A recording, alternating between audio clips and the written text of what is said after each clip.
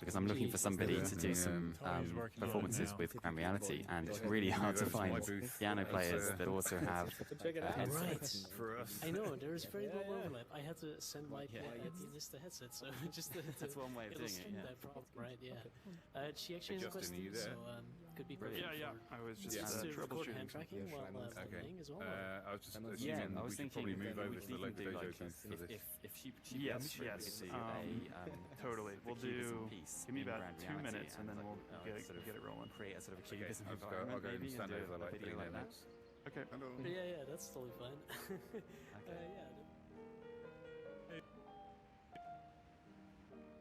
How are you? Your assets look great in You here. go over there? Thanks, Are you on Jerks. the, That's thanks the to my start, left sprout. Discord? Entirely Loco accidental. Dojo? Yes, yes, I am. Yeah, It's have so her cool. on Discord, I so I love can 'em. just Yeah. Don't- give her So give you her you username, programmed and then it you as should be able to well? DM her. I did not Yeah. program it. I'm Okay, not a yeah, let's do programmer. Okay. What? Yes. But you I'm can fantastic. create it, Um, right? So Yeah, what's the help. idea? Hey, You're trying to record Let's go to Loco Dojo. small people play? The Yes, I'm using. Follow me. thing she did Follow for the me. saxophone. I've got a piano set up Oh, in yeah. the game. Gaining Yeah. When you press keys. Oh, okay. So they get this in their actual like home screen. Yeah, I don't know if Oculus Home's even still a thing anymore, where you can go to like your own home space and customize it. But Oh, Yeah. Okay. Gotcha. they reached out to us when they were launching homes and custom items. It was like, hey, can you give us a couple of GLB files? And it was like, yep, sure. Right. Um, right. So we got some free promo around it at that point. Nice. Yeah, that's cool. Hey guys, how's it going? Hey, hello. Hey guys. The shark looks Hey. great up there. I love the Howdy. movement. Yeah. It's so funny. Yeah, I was just saying, on the Rift version, if you unlock certain achievements, you can get these as custom items in your Oculus home space. Ooh. Really? Oh, that's That's sweet. But then I wasn't even too sure if that's still a thing or not. But, Yeah. Hey, Michael. That's hard. It's still attached to my free weight, so Really? Yeah. Getting a workout. yeah.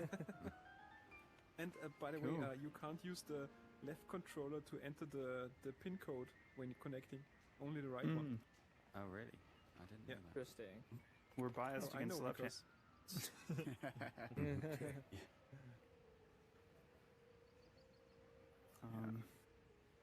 But Cool. we got it working. It looks like, or Tony We did. got the sound working. Okay, great. Yeah. We also got more Nice, people in here nice. than I think that I've ever been here, so that's a lot of fun. That's a good turnout. Cool. Well, so my thought was we would go around, do quick intros, and then we'll chat about Loco Dojo, and then we can go over to the HAX booth and chat a bit about HAX. Awesome. I'll start, and then we can move to Jesse on the right. So I'm Justin Harvey. I'm the CEO of Spatial Cinematics, and we're the makers of this app. And generally, the two things I'm looking for is product feedback from all of you about the experience you're having today, and we are looking to fill a head design role. So if anyone knows any great VR interaction or visual designers, I'd love to be introduced. Jesse? Hey guys, I'm Jesse.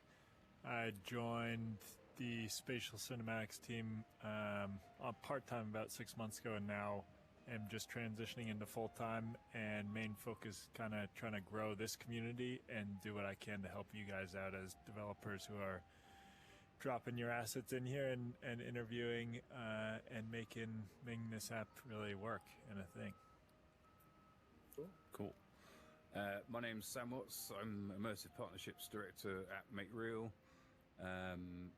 We've been here before, or I've been here before, back when it was in the Alt Space days. But our moniker is Serious Fun, and before I was talking about Enterprise, so that was the serious stuff. But today I'm talking about Loco Dojo, or more importantly, Loco Dojo Unleashed, coming to Quest later this year, which is our fun side of work. I'm Kyle, partial owner of Engine Organic with Davey here. And yeah, we're working on HAX, and that's pretty much all we do. Awesome. Act all day.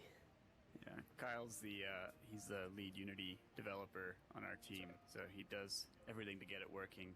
I'm Davey. I'm the art director at Engine Organic, and I am basically also the art department. But yeah, it's a lot of work, a lot of fun. We're working on HAX, which is over there, and yeah, that'll be hopefully multiplayer on side quests anytime in the next couple of months. So yeah, keep an eye out for that. Awesome. Cool. Nice. Hey guys, my name's Robin. I'm the developer of Grand Reality, which is the piano quest hand tracking app that's available on SideQuest and hopefully soon App Lab as well. And I'm also more recently helping out with this space and Spatial Aid. Cool. Hey everyone, my name is Thomas. I'm the developer of Cubism, a puzzle game on Quest. An awesome puzzle game. Of Cubism. Thank you very much. So hi, my name is Michael. I'm the developer of VR Workout. So I'm basically riding the fitness train that everybody's now on, but only in open source. And yeah, I'm trying to get it to a state where people can actually like it and actually use it every day. I'm Tony. I'm a co-founder at Spatial Cinematics, and I'm building this thing with everyone else's help. And I'm currently drinking a dungeon map by Modern Times. Just thought I'd add that. Nice. I'm Marcel. I'm let's say a go-to developer for Unity and so on, and trying to get a foot into the industry. And I'm also working on stuff on my own, and I'd like to hear from all of you all your experiences, maybe hurdles you overcome, and all that stuff. Yep. Cool. I'm Philip. I'm one of 3 programmers from Help Yourself. We have a booth over there. It looks so awesome. Yeah, I'm here with Melle. We are currently studying and finishing our master's degree. Yeah, and we hope to get to make Help Yourself bigger. Yeah. Yeah. I'm Melle. Thanks for the introduction. And I'm the 3D artist of Help Yourself, the art director. Hey guys, and ladies. I'm Chris. I'm a developer, and I love to come here every week because it's an awesome community, I have to say. Awesome. Great intros. And in that light, if someone said something that you're interested in and you want to go talk to them, feel free to break out and chat. Just being mindful that we don't have the audio UX issues figured out perfectly, so there's a little bit of bleed through. So if you want to break out and have a convo, just make sure you leave enough space to not overlap with someone else's conversation. That's all I ask. Awesome. Well, Sam, I want to ask you a few questions about Loco Dojo. If anyone has anything to say as we go, just don't even raise your hand. Just interrupt. Go ahead. What is Loco Dojo? Loco Dojo is essentially a crazy social party multiplayer game in VR. If you think, I hate using think of this other game but in VR, but everyone says it's basically Mario Party in VR. And the idea is that you have a metagame table. You take turns spinning the outside, a bit like a roulette wheel, which is your die roll. That moves your character, and then where you land typically triggers one of 16 mini-games. And then those mini-games, they take anything from a minute to 2 minutes to complete. And you get a number of victory coins at the end, depending upon how well you do and which trophy you receive. Like Mario Party, some of the spaces you land on are boon or bust sort of tokens that you can scupper other people with when they land there, or try and help yourself. But the idea is that everything is just absolute nonsense.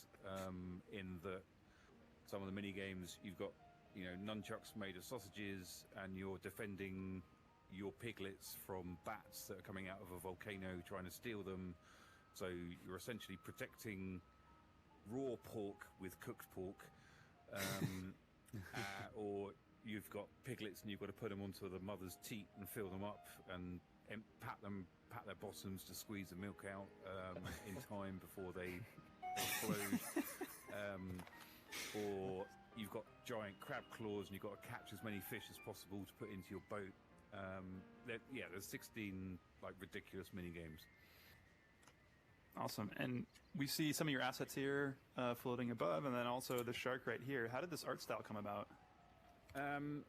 So our first game was like really, really dark sci-fi, moody, and everything VR and cyberpunk and everything else.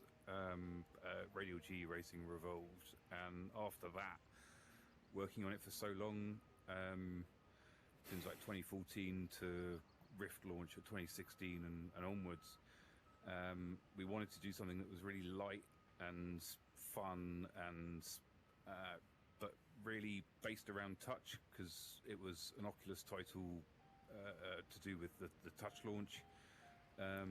We wanted something that like just enamored this sort of sense of touch but solidity and everything else, and we just thought this really nice cutesy wooden world kind of really embodied all of that.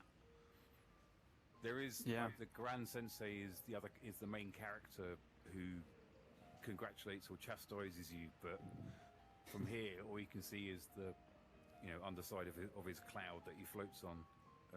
So if you move back, then you actually see him a bit more. And was there some consideration for the economics of that, in terms of this being a cheaper art style to produce than something that's really realistic? I assure you it was not cheap to produce. I mean, it may look simple and everything, but I mean, and these are GLB files, so they're fairly low poly and fairly optimized. But I mean, the artists went crazy to get a lot of very, very smooth, curvy wood, and we really had to like dial them down with poly counts and limitations. And certainly going from the original Rift or PC VR version, going down to a standalone version, we spent the best part of a year optimizing all of the art to get it to run at 72. So it looks, we put a lot of love and a lot of care and attention into sort of buffing and, pardon the pun, polishing that wood. Yeah, definitely. And they look great. A couple more questions for you. The first is, when you described your app just a couple minutes ago, you said you called it a party game, and I think that's interesting because kind of the concept of a party game is becoming an established sort of genre in VR, if it's not already. I wonder, was that part of your thought process? Like, what was interesting to you about building in that genre? Well, following on from Radio G, where we did have elements of multiplayer, but it was quite convoluted. We wanted to explore that sense of what does it mean to be embodied in VR, and what does it mean to be together in a space together. And bearing in mind, that we first pitched it and got the funding for it in 2016, and launched it early 2017, and there weren't very many multiplayer titles around then, and the ability to be in the same space together was a fairly new concept in terms of what was available for Rift at the time.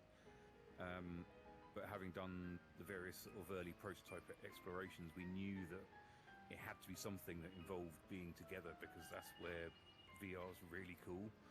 And beyond just this, obviously social VR is really powerful and really great.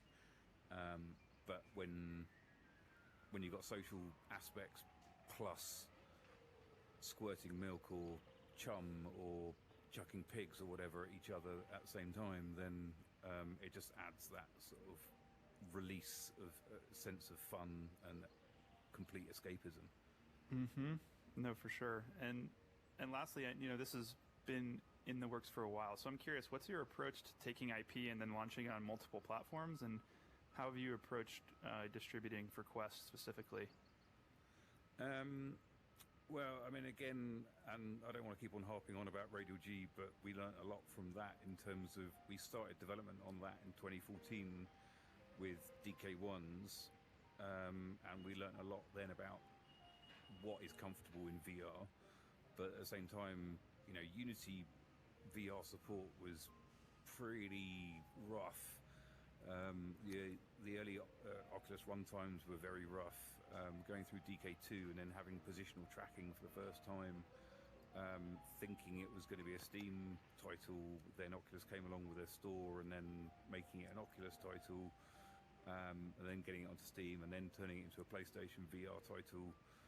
We just, after, I don't know, probably 3-4 years worth of development, we just had this big pile of mess in terms of code and platforms and various integrations, and trying to pick that up from moving it from one platform to another was just a nightmare, because you had all these things to unpick in terms of, you know, friends and invites and achievements and just getting it to launch and license checks.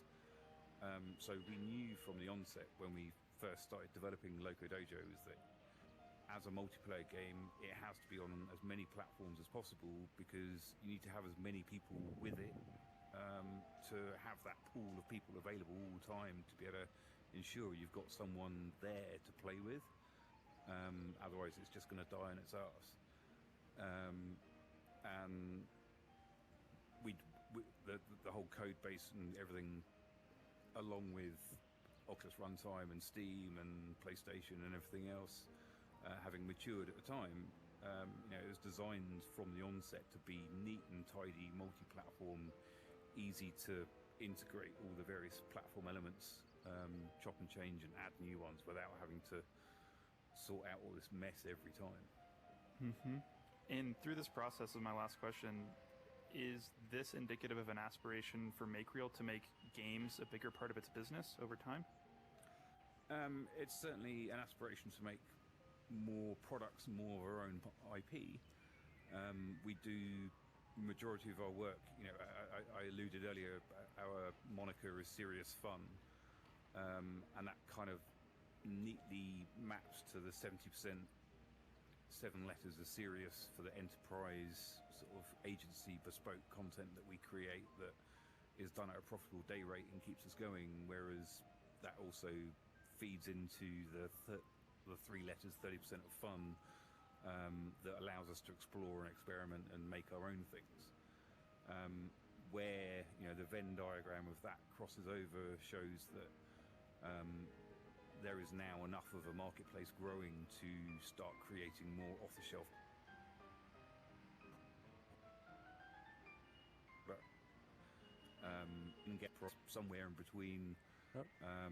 But it's our investors are very nervous about gaming, and anybody involved in gaming is always very nervous about gaming, very risk industry. And it's taken a long time to work out the sort of potential sales opportunities in terms of why we should, having invested all of this time to get a Quest version running and then having to stop because of the quality bar and submission process and everything else, and then getting a Quest store slot and restarting everything, you know, to determine, yes, we've spent all this money in the past, but that was in the past, it's kind of written off now, but this year we've got to spend this extra money to finish it off and actually get it out. And as you all know as developers, you know, 90% of the effort is getting it to doing that last 10% of actual sort of polish and getting it ready for release.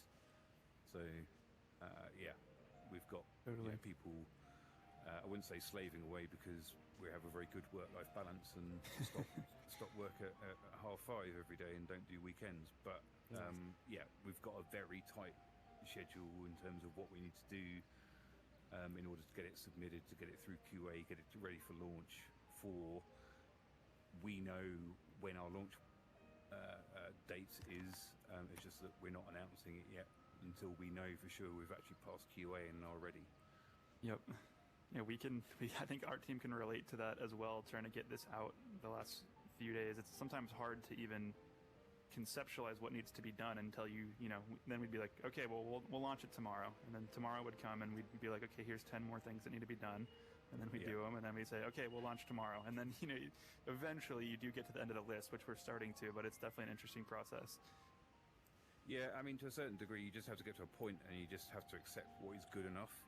Yep.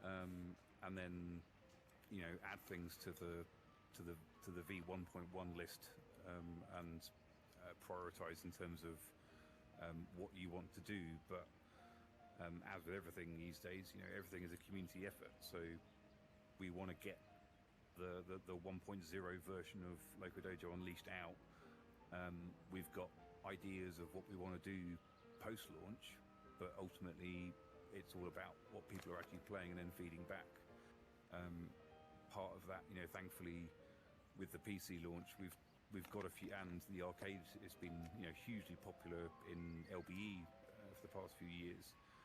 A lot of the feedback from players, we've taken that and incorporated it into this Quest launch, and post-launch features, things like pass and play multiplayer, local multiplayer are going to be in there because that's what the community wants. Although with Quests, you've got a higher chance of households having more than one device available. Sure. And I think that kind of community-based techniques, I'd love to use that as a segue to Engine Organic, because I think, you guys are dealing with some similar challenges when we go over to your booth. But anyone else want to contribute something or ask a question or, anything, feel free. Yeah, what was the funding process like for a game like this? Do you get funding specifically for the game idea, or are you doing it more at a make-real type level? What's that whole process like? The original game was fully funded by an external party, and that was based on a prototype that we built in 10 days just to sort of give a concept of what we wanted to achieve as a multiplayer experience. I mean, the funding level wasn't great. It was, I don't think I'm actually allowed to say, but it was under $500,000 easily. And we had 4 full-time developers and 4 part-time developers on it, and it took 6 months to get Loco Dojo on Rift out. We then spent more time preparing the Steam version and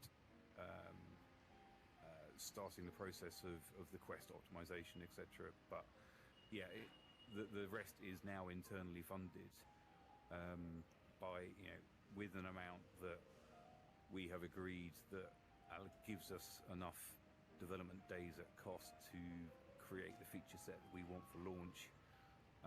But this time we're not going to feck things up in terms of launch. We've announced now because we want to give ourselves enough runway before launch to build that awareness and get everyone excited and do all the teasers and get everything out ready to go for when we do launch. So we get that day one interest. Yeah. Smart.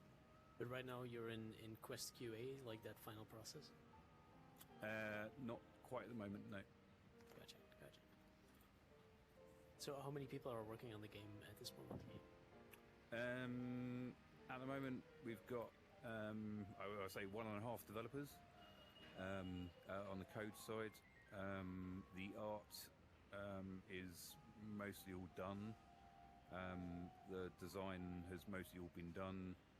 And then we've got a bit of sort of admin support, i.e. me doing all of the community and PR and marketing and arranging trailers being made and coverage, etc., getting all of that lined up.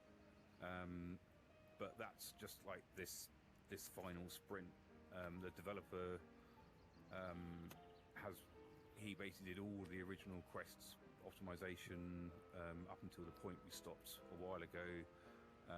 He's converted the Loco Dojo from PC into Viveport, into PlayStation, into the LB exclusive version Loco Dojo Fiesta for the authorized Belgian VR arcade company.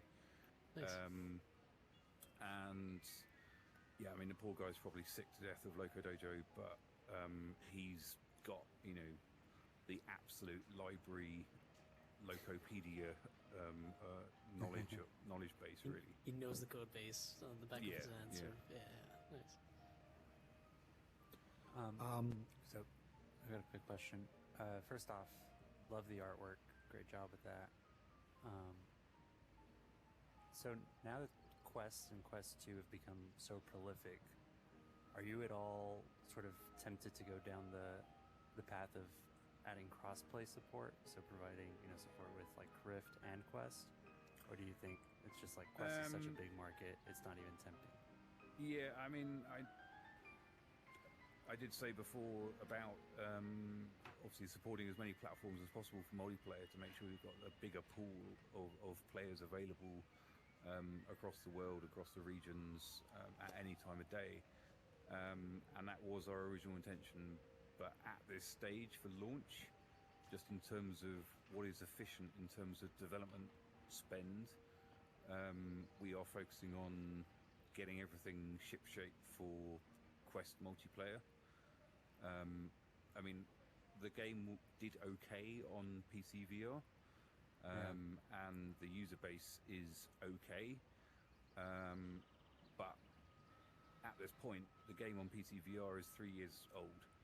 And the amount of development we'd have to do in terms of bringing that up to date with all the latest integrations and with all the latest multiplayer servers and services, etc. At this point, just for launch, it doesn't make sense in terms of what we expect that the Quest user base in comparison will potentially be.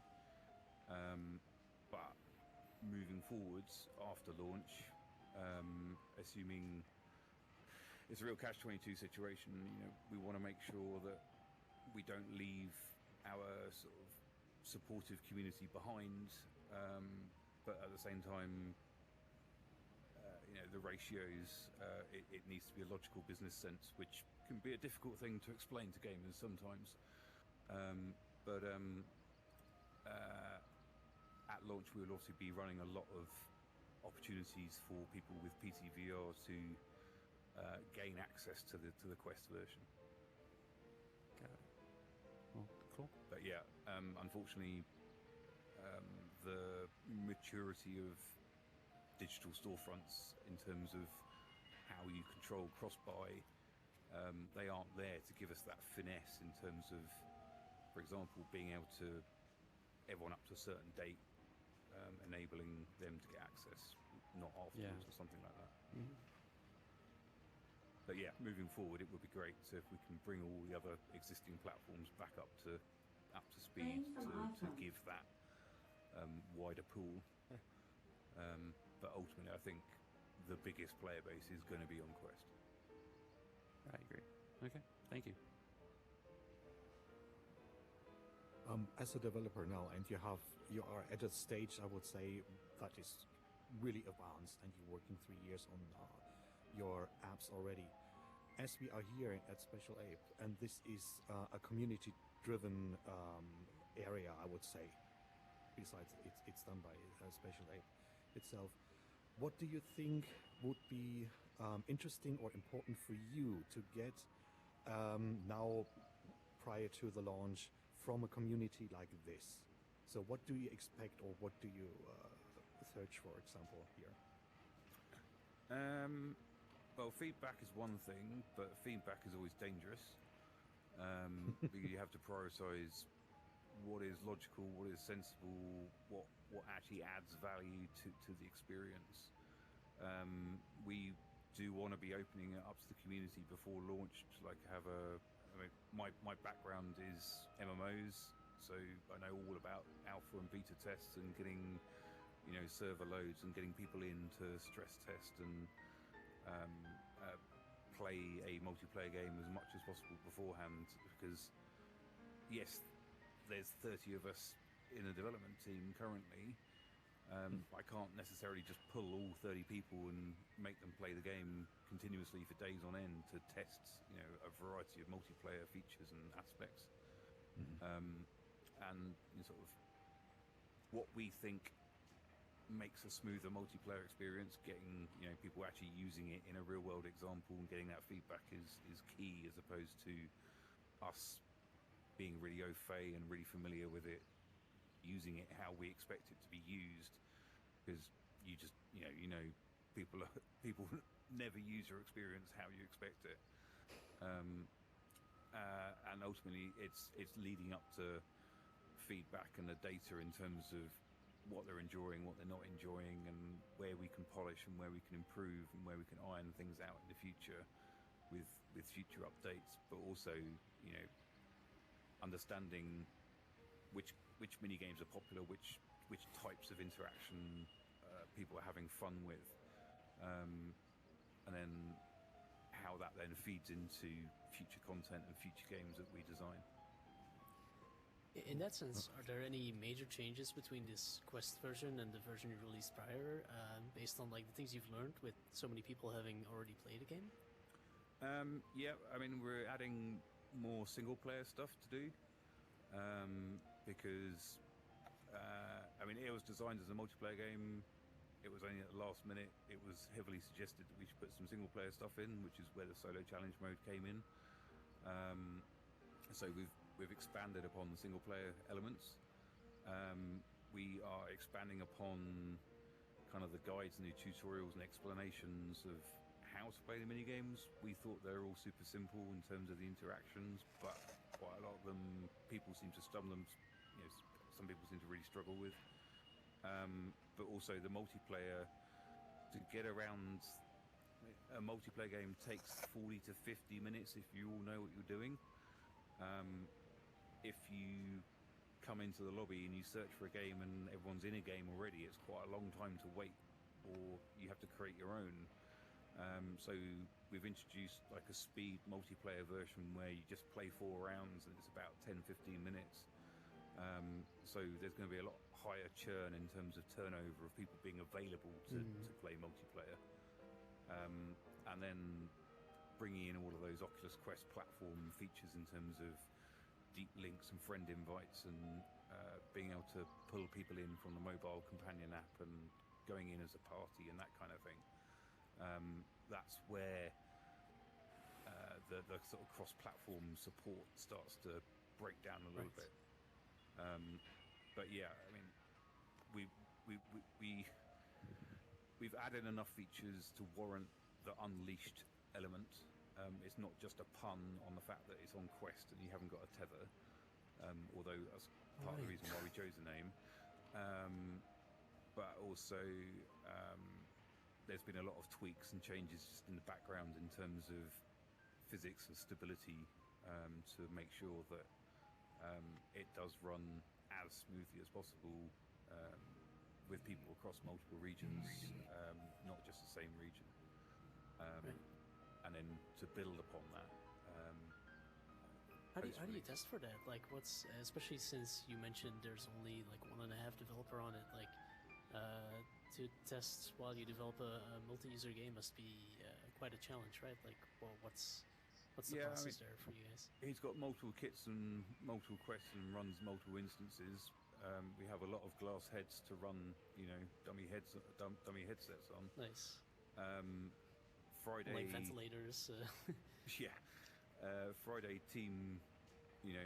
afternoon team socials, rather than doing escape rooms or whatever. Yeah, we will all hop into Loco Dojo and have a couple of beers and try out the latest build. We're actually running a competition internally at the moment because we're doing a load more voiceover recording with Brian Blessed, who does the voice of the Grand Sensei. But we've only got so many spots, and in terms of going to the recording studio, and those spots are even more limited because of COVID restrictions and how many people you can have in a room. So we're just basically running a tournament that, whoever wins a tournament will be the one who gets to go to the recording session. But yeah, there's a number of automated tools you can run But yeah, you get to a certain point where you just need people. But to go back to Chris's point, that's where the community comes in. We have a trusted list of about 100 developers on a channel at the moment who've been playing the build up as it is to date and been giving a lot of feedback. I haven't told them yet. We're going to have to kick them out for the next while until we do some internal testing, and then we'll bring the number of people back in to ensure we've got enough people playing multiplayer beforehand to have caught as many of those issues as possible. Nice. But we're not going to release on a Friday, because you never Smart. release on a Friday. Because Also, all we're not releases going to happen on release a Thursday, multiplayer game and then destroy all of our weekends emergency patching stuff. Yeah, we've been on a Wednesday schedule ourselves. Yep. Um, Same with us. Cool. Well, yeah, that was awesome, Sam. Thanks so much. I think we may have time after to ask even more questions, but really appreciate it. Why don't we? Thanks for having me. It's great as ever. Yeah, for sure. Thanks so much for coming back too. After you were here in the early alt space days before we even knew what we were doing or had an app or anything. So I appreciate you coming back. Kyle and Davey, you guys want to go have a chat over in your booth, maybe? Yeah, Sure, let's sounds do it. good. Okay, cool. Let's do it. Let's migrate. That's cool. Thanks, Sam. That's all right. Yeah, thank you. That's great.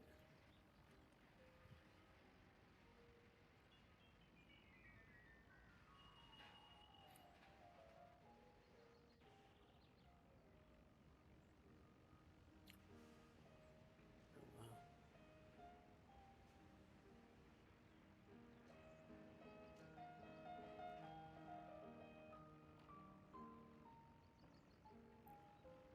So who's that? Emissive I think values. that's like the main Diffuse. avatar. To kind of right. make sure that it all would work It's in Chappy. any kind of application. That's cool. You can't even tell. It's nice. Yeah. I guess it's a lady. Be cool if they had the IK on their heads. Did you tell Yeah, Tony? that's really But I'd look cool. at you when Not you yet. walk by. I'm seeing Yeah. where he's bringing Kind it. of hard with He's multiple right here. people, but Yeah. That might be close enough.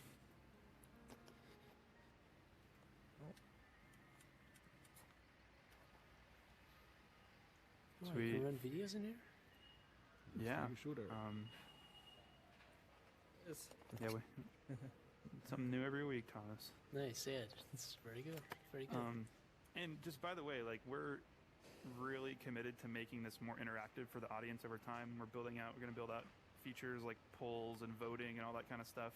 We just kind of haven't quite gotten to it, so just a heads up. Also, I'll give you a little teaser of the one interactive feature we have built. Nice. T-shirt cannon, which we will get to very soon. Nice. One lucky Finally. person here will be catching a T-shirt and having it shipped to their home. So, Nice. All right. okay, put that away for now. Cool. Well, I was playing your game this morning. Loved it. Great job, guys. Congratulations on your progress. Thank you. For everyone who hasn't played, what is HAX and where are you guys at right now?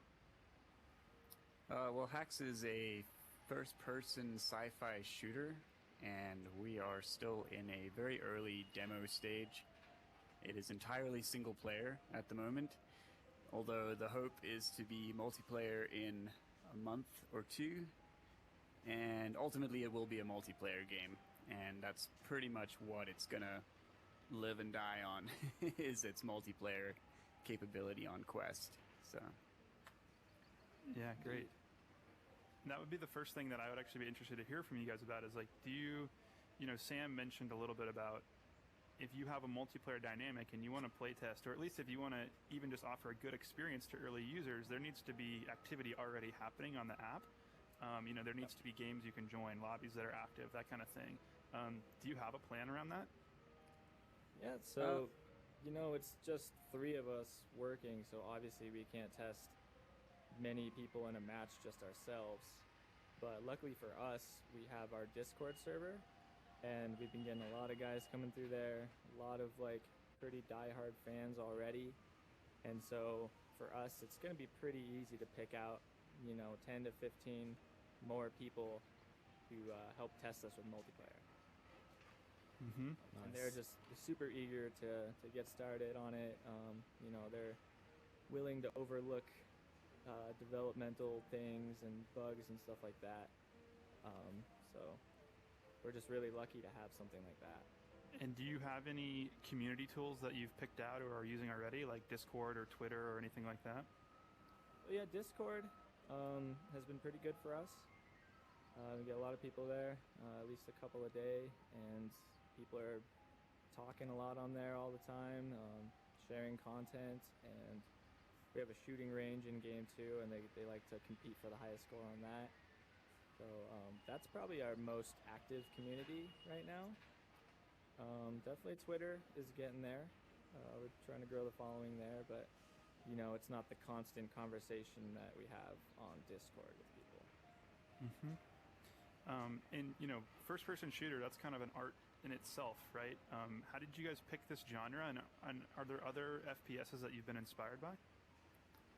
Yeah, so we did release a game before HAX, and it was a game that we made in our spare time, and it's basically a Flappy Bird clone, and what we quickly learned about that was that it's actually harder to teach people a game that requires unique VR mechanics than something like an FPS that most people are familiar with.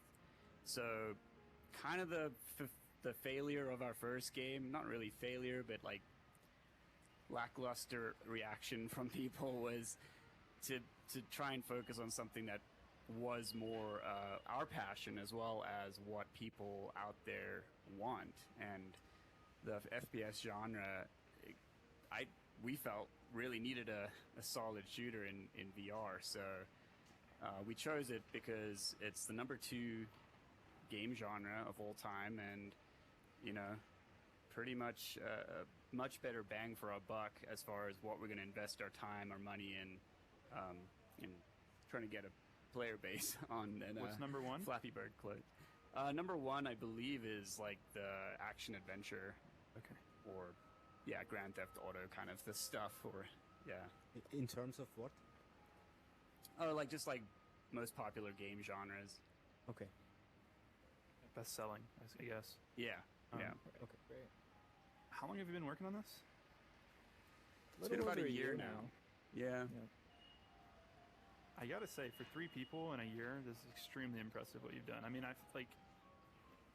even like a lot of quest apps that you try on side quests, there's so many little details that are just not quite correct, especially when it comes to rendering and graphics and materials and aliasing and just the million little things you gotta take care of. And I felt like what I saw today from you guys was really polished, so congratulations on that. This guy right here, he's a master with all the art related everything. Yeah, tell us about your process there. I mean, how'd you come up with the art style? I love these characters. Where do they come from? That kind of thing. Yeah, so the art style, we knew that we wanted to target the mobile VR headset of Oculus Quest, and so that kind of chopped off a lot of the realism stuff.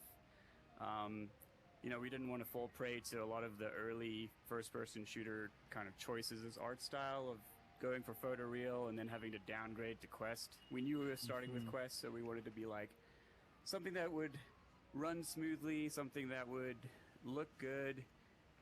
So I went through a lot of options, and I was actually watching Netflix. I was watching The Knights of Sidonia, which is an anime show on there, and I really liked their style. It was like 3D rendered with some toon shaded characters, and I was like, you know what, that's probably going to run really well on the headset.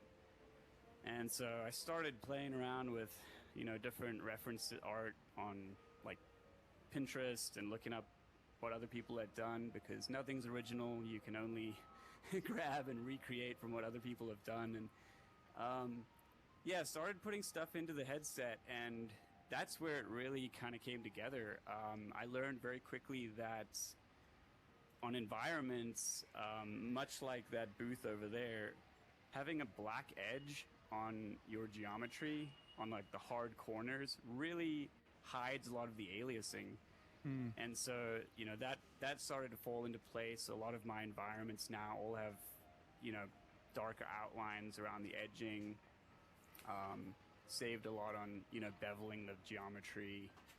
And then as far as the characters go, like, we very quickly learned in rendering tests that you can't light something that is that geometry, like, dense and still get, like, good performance if it's real-time lit. So we started doing stuff with shader graph and came up with a way of basically avoiding the whole real-time lighting dynamic. And so it's all done in shader graph.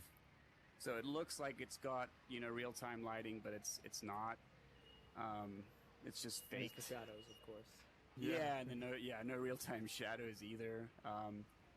And so a lot of that stuff was actually done under the kind of overview of our third guy who's not here, Christian. He's the guy that's like really just hammered the art down into the headset, and he keeps on doing so. Like every time I submit something, he'll be like, well, can you bring it down? Can you bring it down? And, we've successfully had, 128 via 128 games on the headset. With bots.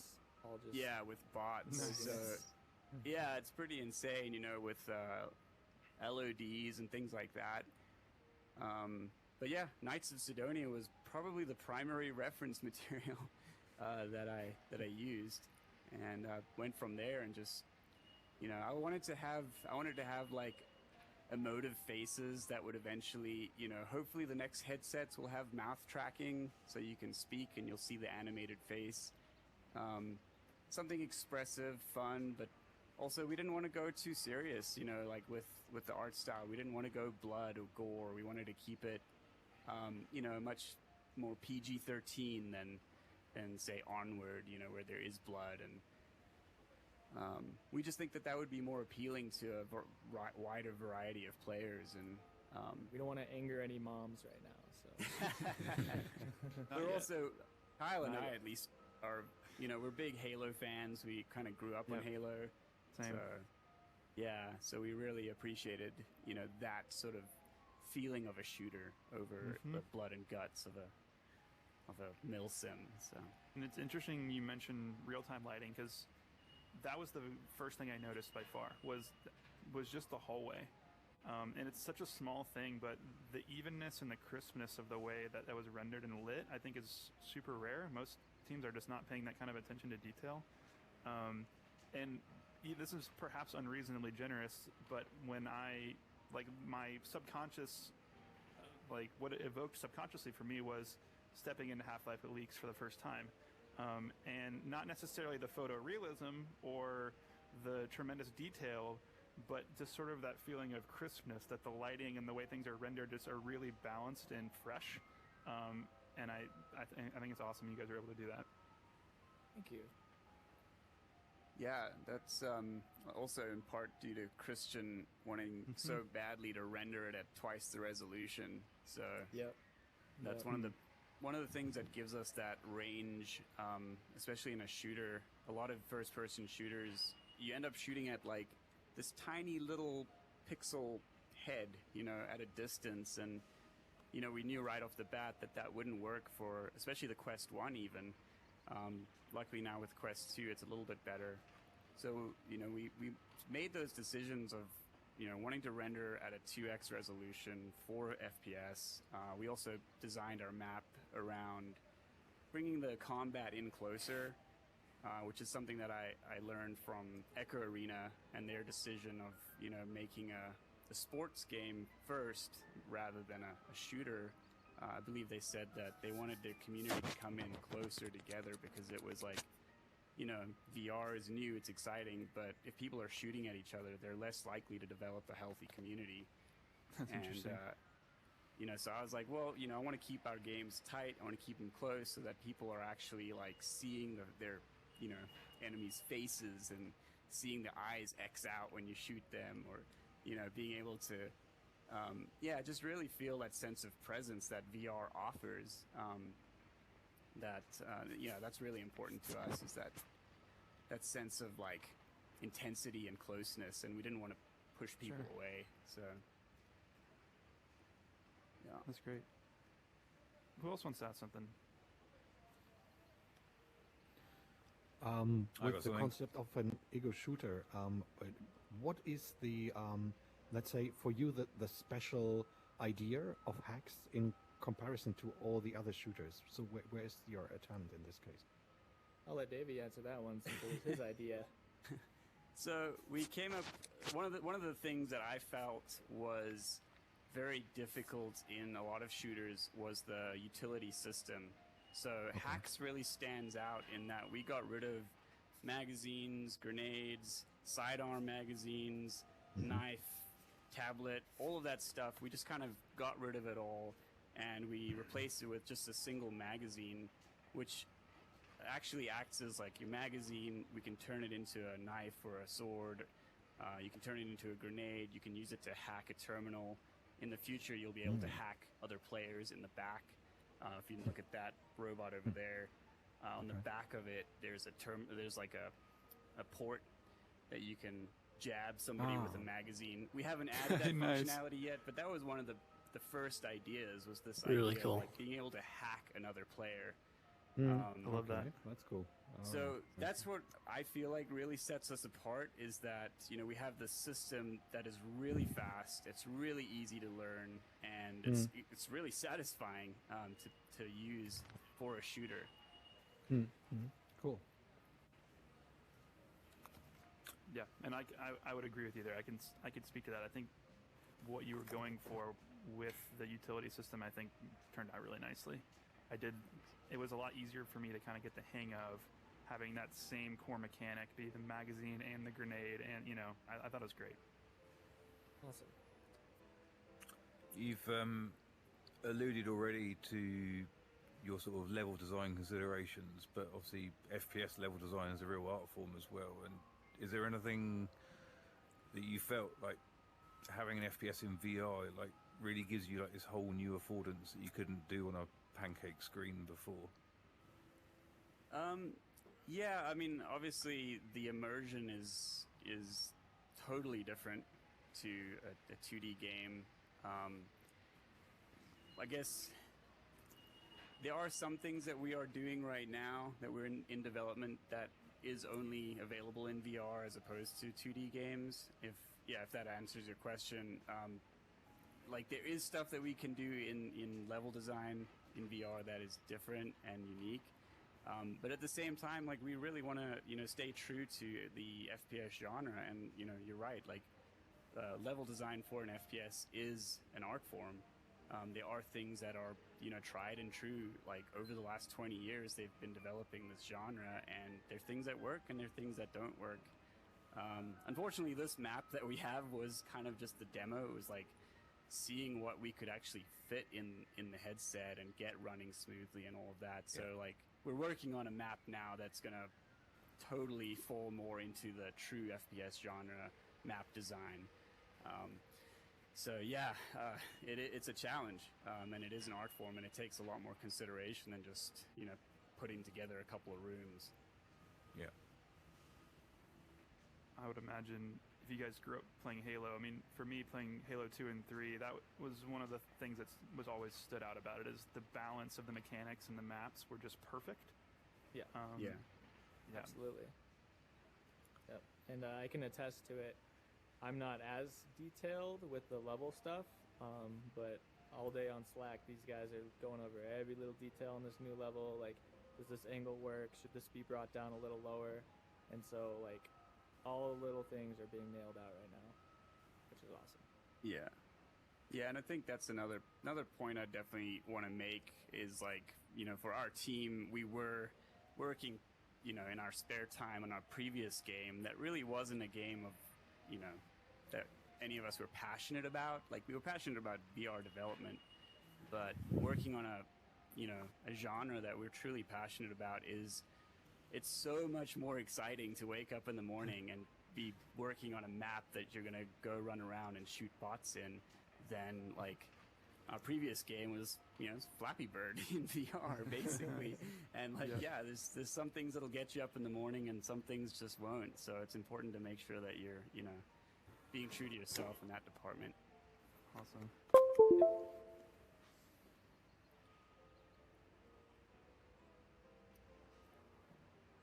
Someone else? What can we do for you? What support can we give you as a community? Do you want people to go download your app on SideQuest? Are you looking for product feedback, or what kind of things? Yeah, I mean, the more feedback we get, the better. We currently have been getting a lot of feedback, so that's really good. And we're just slowly trying to build our communities, trying to build our social media and everything.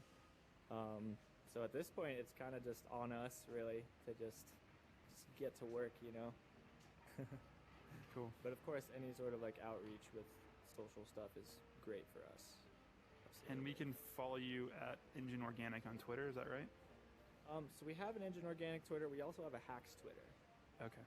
So the HAX VR Twitter would be the best place for HAX updates. Okay, awesome. I have to Anyone say, else want to add something before we break out? yeah, basically, if you see that scene in the background and you hear Robin's music playing in the background, it's really fitting together. That disturbs me a little bit, I have to say. Oh yeah. I can feel a crossover coming. Yeah, Yep, definitely. Maybe. Cool. Yeah, what We'll was have the people process playing for our like matches. what was the process like in making this trailer? How long did that take just to perfect the trailer itself? This took us about 0 minutes. Actually, one of our fans made this for us. Really? Awesome. It's really nice. Yeah, this guy named Gabe Heinen. He Oh. he really, really wanted to be more involved and put his editing hat on and got to work and made this in a couple days and was like, "Here you guys go." And I was like, I don't have to make this. This is amazing. So we made yeah, a song he's for it and everything. yeah, Wow. he made a song and everything. So he's got his own. Well, I guess I could, if he's listening or watching this right now. One of the things that we've kind of given back to him for is we've put him as an in-game credit into the demo level, so he'll be in there forever now. He has his own locker. Nice. So That would it's be kinda me. fun. Yeah, and a lot of our Discord guys, we put their names in. Like we have a lot of them as named as like the bots' names. So some of these guys you see here, they actually have the Discord people's names above them. Huh. And they really love all that kind of stuff. Oh no, it's starting again. Uh-oh. Uh-oh. Oh, balls. The camera? The great... Yeah, people are falling. Fall. Oh, no. Yeah. Get up on top Oh, yeah. of something. Get out. Crap. Oh no. Grab something. No. It's gone crazy. Please, no. Get up. I'm quitting. Don't take that. What the heck is going on? Ah. Daniel. Wahrscheinlich crasht's gleich. Oh, okay.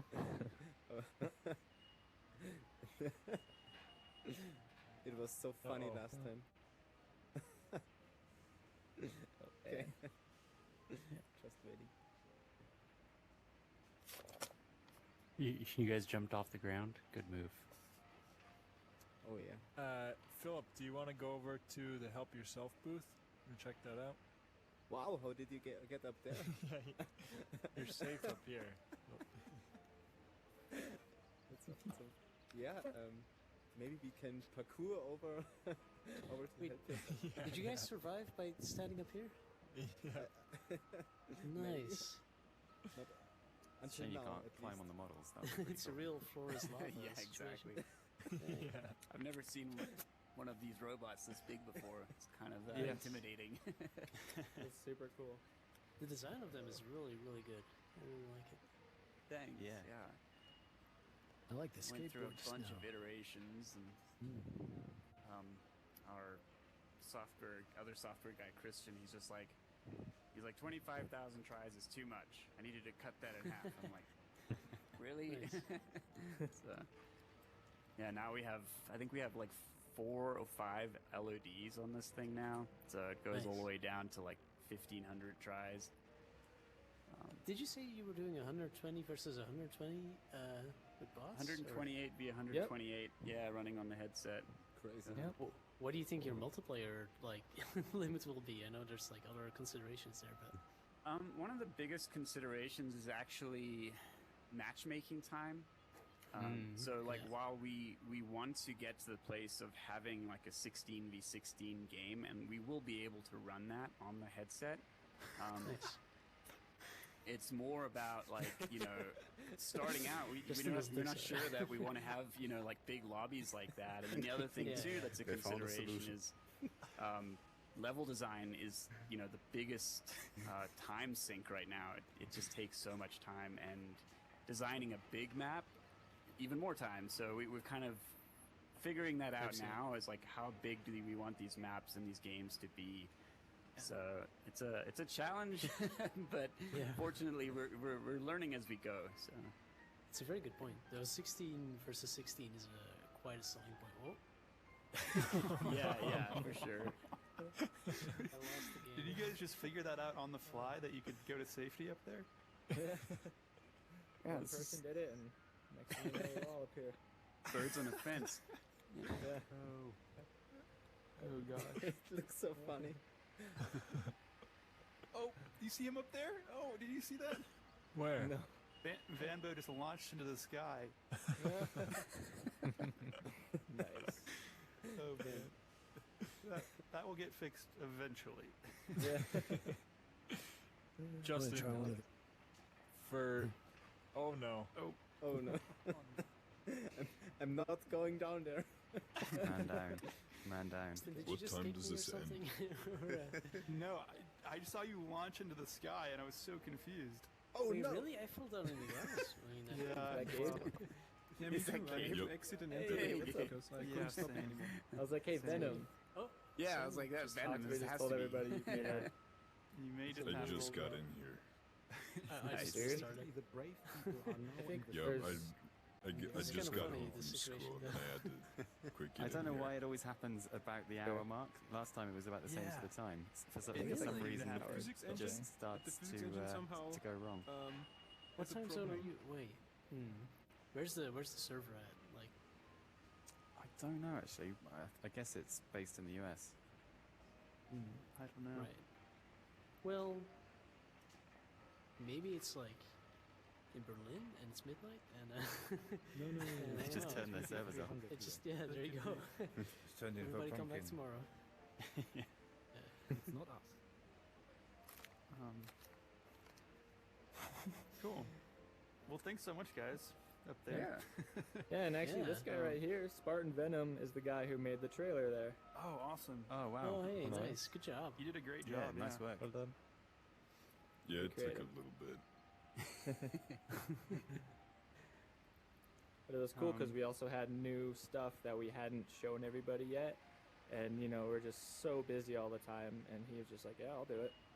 And he went through and showed off every new feature and all the new content. So, I want to hear the song now. yeah, you gotta check Right, his video yeah. It's out. on It's cool. SideQuest, yeah. Yeah, it's the first Cool. video on our SideQuest page. So, which the video has now over 3,000 downloads or 3,000 views. Nice. Nice. That actually surprises me as well. Yeah. Well, every time someone goes to SideQuest, it counts as a view. So, Yeah, wait, how many? You had, I saw 18,000 downloads this morning, right? yeah, we're about at 18.5 right now. Heck yeah. Which That we got means on you're the up SideQuest. 4,000 since Nice. last week. We got on the SideQuest staff list, I think, earlier last week, and you know, 2 days after that, we like quadrupled our downloads, and That's awesome. ever since then, we've just been doing pretty good. Nice. All right, do we want to wrap up with a t-shirt firing? All right, do Oh it. yeah. Yeah, you may have to come down here, and if you fall through Yeah, the floor, Robin. then just restart your app. Robin, your like you're index safe. finger is scaled. Need, like, a yeah, kill at least box on my underneath view, this at thing. least Yes. 1,000 meters. Gotta have a Right. kill And it box. goes everywhere. Oh dear. Yeah, I can see the same on Michael's finger. I think that bug has crept back. Michael, I'm gonna mute you, Michael. If you'd be so kind and just could you point it? Sorry. Which way do I point it? Awesome. Okay. Thanks. And last thing before I shoot this off, I think this should be a good habit for us to get into. Does anyone have product feedback, thoughts, things that we should be focused on for the next few weeks? the falling bug, probably. Yes. Yes, Thomas. Do you have a microphone like boost for speaker? Because Yeah. I don't know in terms of your spatial spheres, etc. But like, if Philip speaks now, for example, I struggle to hear people. Sort of what I think I should be able to hear. Cool. Great feedback. Yeah, we haven't done a speaker boost, but we've definitely talked about it. Yeah. So that's great. I was also watching the stream a little bit ago. The camera's like right over there or something. I don't think you can hear anybody who's along this wall. As Cool. far as I heard. One of the things we're going to be working on next is how to, instead of having 5 booths, how do we make it very easy to get your assets in here so that we can have, hundreds of developers that have booths that they can easily come in here, click a button, and load up when they're wanting to talk about stuff. So that's something we're working on as well. And then just scaling. We're going to put on SideQuest. It's going to be up in the next couple days, and try to get. I think our server limit is 88 people, so we're trying to get 88 people in here. That's our next goal. Wow. Which is going to be interesting because I think a lot of the ideas that come to mind about how to improve this experience, they're going to be kind of irrelevant because when there's 100 people in here, it's just going to be very different. So we're just people are going to break out, have their own conversations. So we're just trying to get the users up, the numbers up, and then kind of see what the dynamics are there and reevaluate. Right. Yeah. Cool.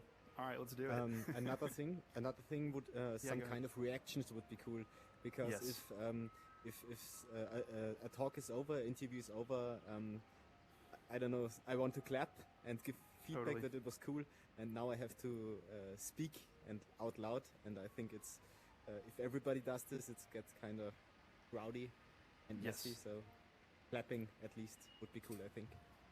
Okay, that's great. Great. Anything else? All right, we're going to give this a try. Here's how it works. It doesn't shoot very far, and if it touches your hand, then everyone will get a message about who touched it first, and that's the only person that gets a shirt, okay? Server physics.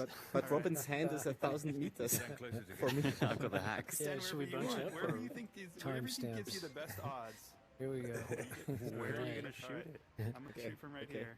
I mean, this is going to be crazy. You guys ready? This is going to be totally wild.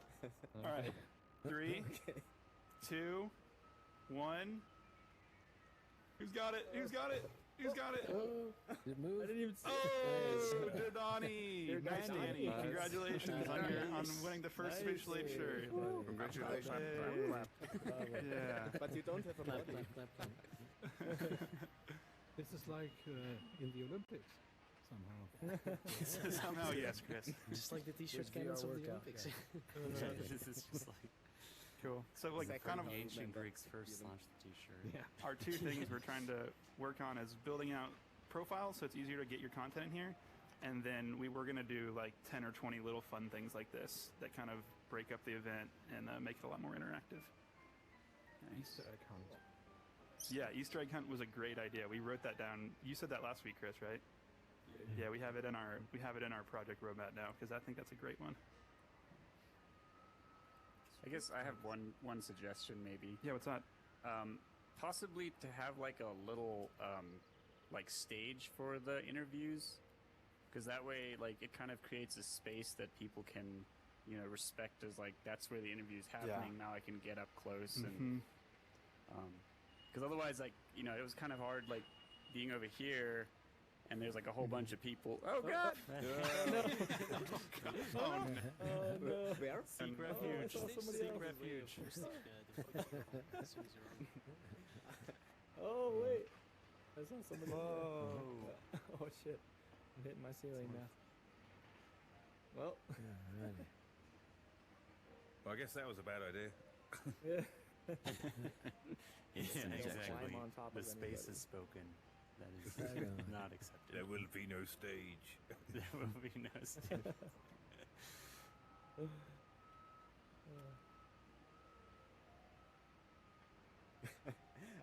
I'm afraid Yeah, of I mean, Robin's it's hand quite nice hitting me that the all whole space time. one where you It's so can big. have the stage blocked off. When So- I came in to talk to you guys so did that last not time, happen to there was, like, everyone? this guy who's just like No. all up in my We face saw Davey all fall the time. through. It's like, dude, can you And just then, like, did you fall through too? step back a little bit? Yes. Yeah. Okay.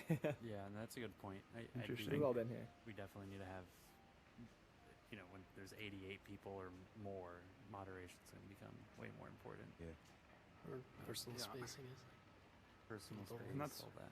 Yeah. one of the reasons why we've not made it particularly easy to download, or it still requires side quests, that kind of thing. So hopefully having some barrier to getting in is going to let us have a little bit more of a curated community. Mm-hmm. So we'll see. That's already the case, I think. Yeah, I think a lot of the issues that just came up, they kind of fall under one common camp of things that we got to figure out, which is in a social app like this. I think in VR, one of the biggest difficulties is affordance. Like communicating to people what's expected of them at any given time is really difficult. Like, where do I stand? Do I stand close to the interview or far away? Like, things like that. And so definitely we're going to be working on that. Yeah, I'm just having to stand close because I'm old and I can't hear you. And it's speak up, Sonny. That's funny. But I guess things like a stage and stuff can help direct that, right? It's sort of like a very light skeuomorphism of like, this is where the speaker is, and you can stand in front of the stage if you want to listen. And it's maybe a bit more accepted to be a bit closer because there is like a physical limit there. Totally. Especially if there's like a pit in front of the stage that swallows you. Spikes and big fire. Crocodiles. Cool. Well, we had I think we had 17 concurrents today, so that's definitely our record, and we'll be trying to beat that again next week for sure.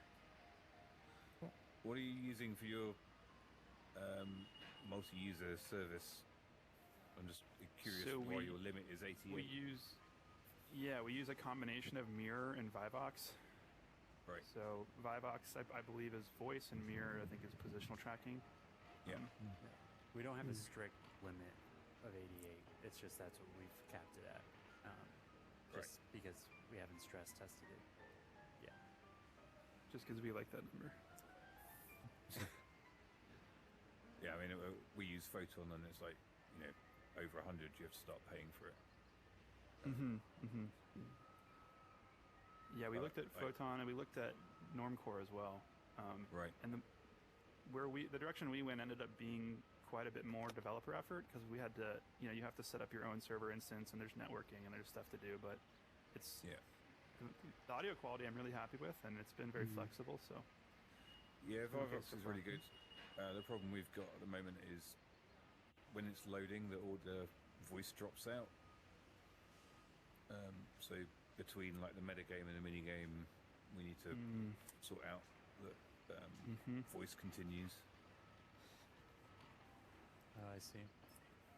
You can join them into like a radio channel, I suppose, in between if you wanted to. Yeah. I mean, I am not a developer, so I don't know.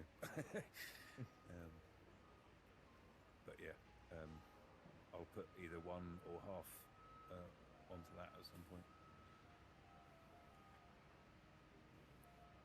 Very cool. Awesome. Well, thanks so much for coming, everyone. Yeah, thanks for having us. Thanks again for hosting. Yeah, absolutely. Thanks. Justin, by the way, I did intentionally put up the music because it was the trailer from HAX.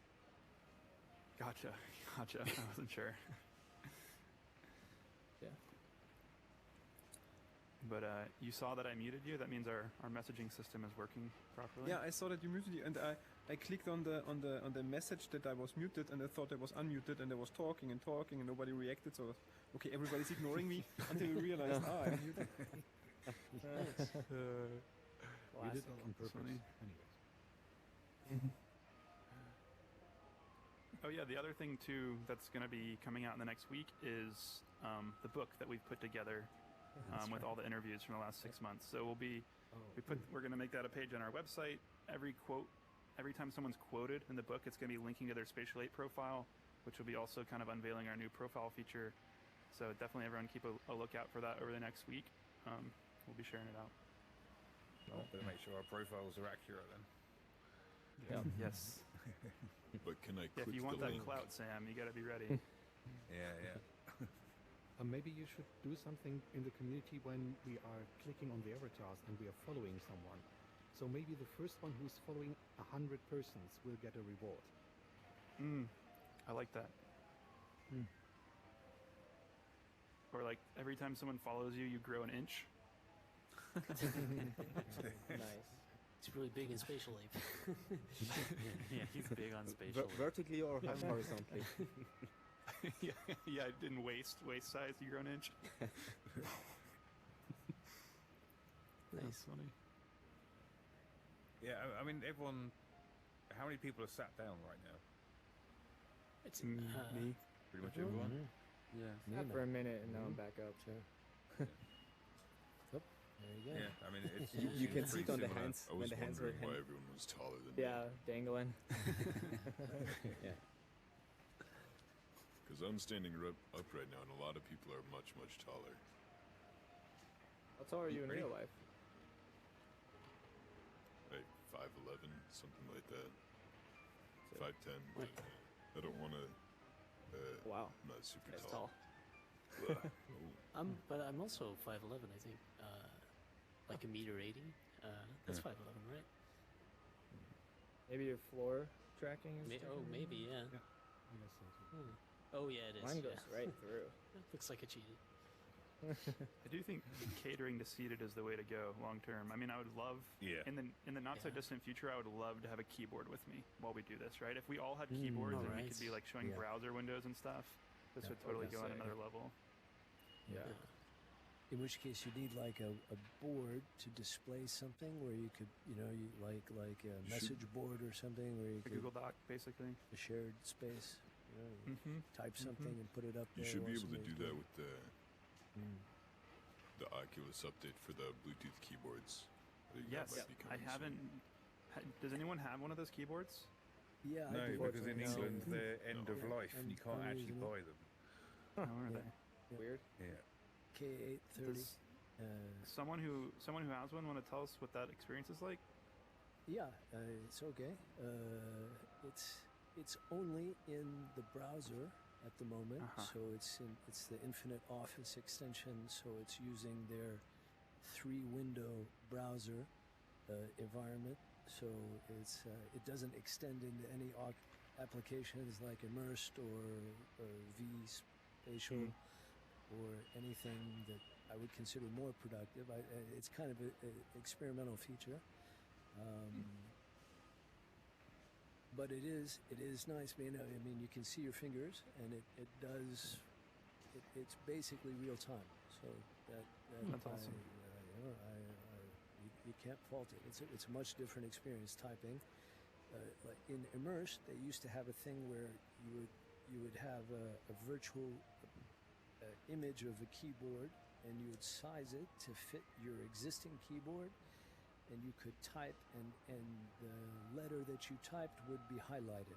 So it was sort of a early version of at least some sort of feedback on what you're doing with your fingers on a keyboard. I found that to be very useful. Actually, I think it improved my touch typing skills just using that for a while. Now, though, if they were to extend this into other applications that are more useful with the keyboard, I find their browser experience to be pretty flat, to be honest with you. It's okay. They keep expanding it. It has pretty good support for a lot of JavaScript environments and web applications work in the Facebook browser that don't work in a Firefox browser, for instance, or don't work in one of the other browser extensions that you can find. So they're good about that, but it's still, it's still a pretty flat experience. You can't resize the windows to be your own requirements. It's a little bit harder to resize the text and things. I think it's not as good a working environment as Immersed or vSpatial or some of the real productivity that are, the virtual desktop, for instance. Gotcha.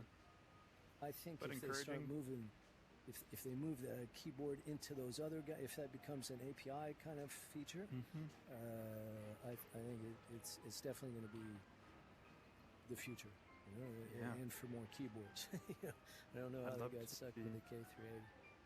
I'd love to be I'd just love spamming to have me. RGB cameras rather than the grayscale ones. Yeah.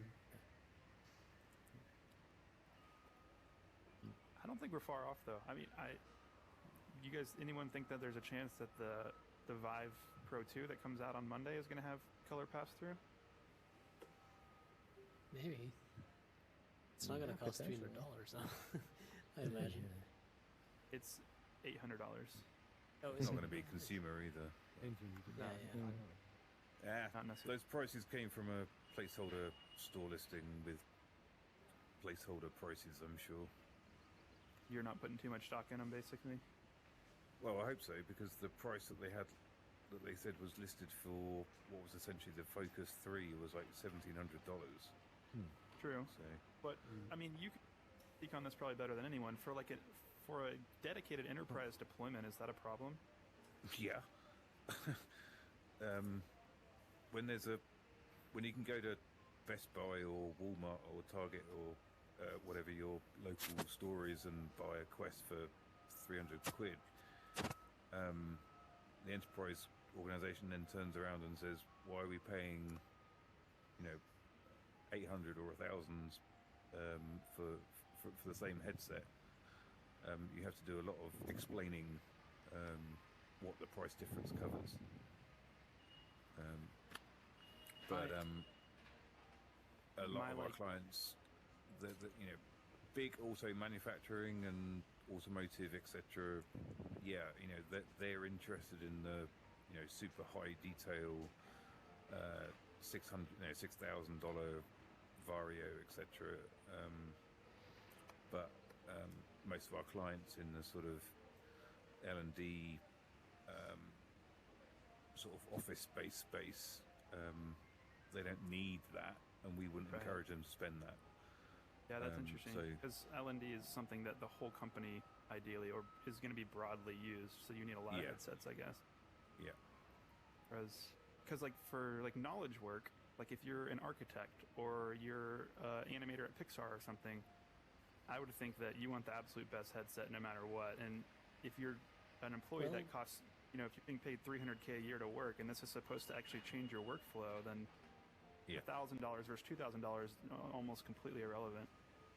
Well, I used to work for enterprise VR for architecture, right? And our focus was on multi-user, so getting more people in for a lot of offices was also more important. So lower price points just helps because you can get more headsets. Like, it just makes more sense at one point for people to have 5 headsets that are cheaper than one really good headset that is also locked in an office that you need to rent, or you need to reserve the use of the headset. Especially in the last year and a half, people being able to have a headset at their home is much more valuable. So it being cheap is really important. It's also for enterprise. Yeah, it's interesting though. Like, I go back and forth on it because, I use a MacBook Pro. That's $2,200. Hey, you want to go over to your booth and show me some of your stuff? Yeah, of course. And so, if we're saying you can do that. This is the next computing platform that's totally better than a MacBook, and a MacBook was worth $2,200 of economic value. This should be worth 10 times that, right? The price shouldn't. So I just wonder, there's been this focus on price the last 10 years, and I wonder if now, VR is good enough to kind of change that to focus back on value instead. I think a lot of it comes down to utility, though, really.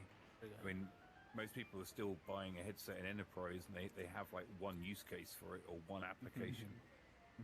There isn't an enterprise store to get more experiences easily.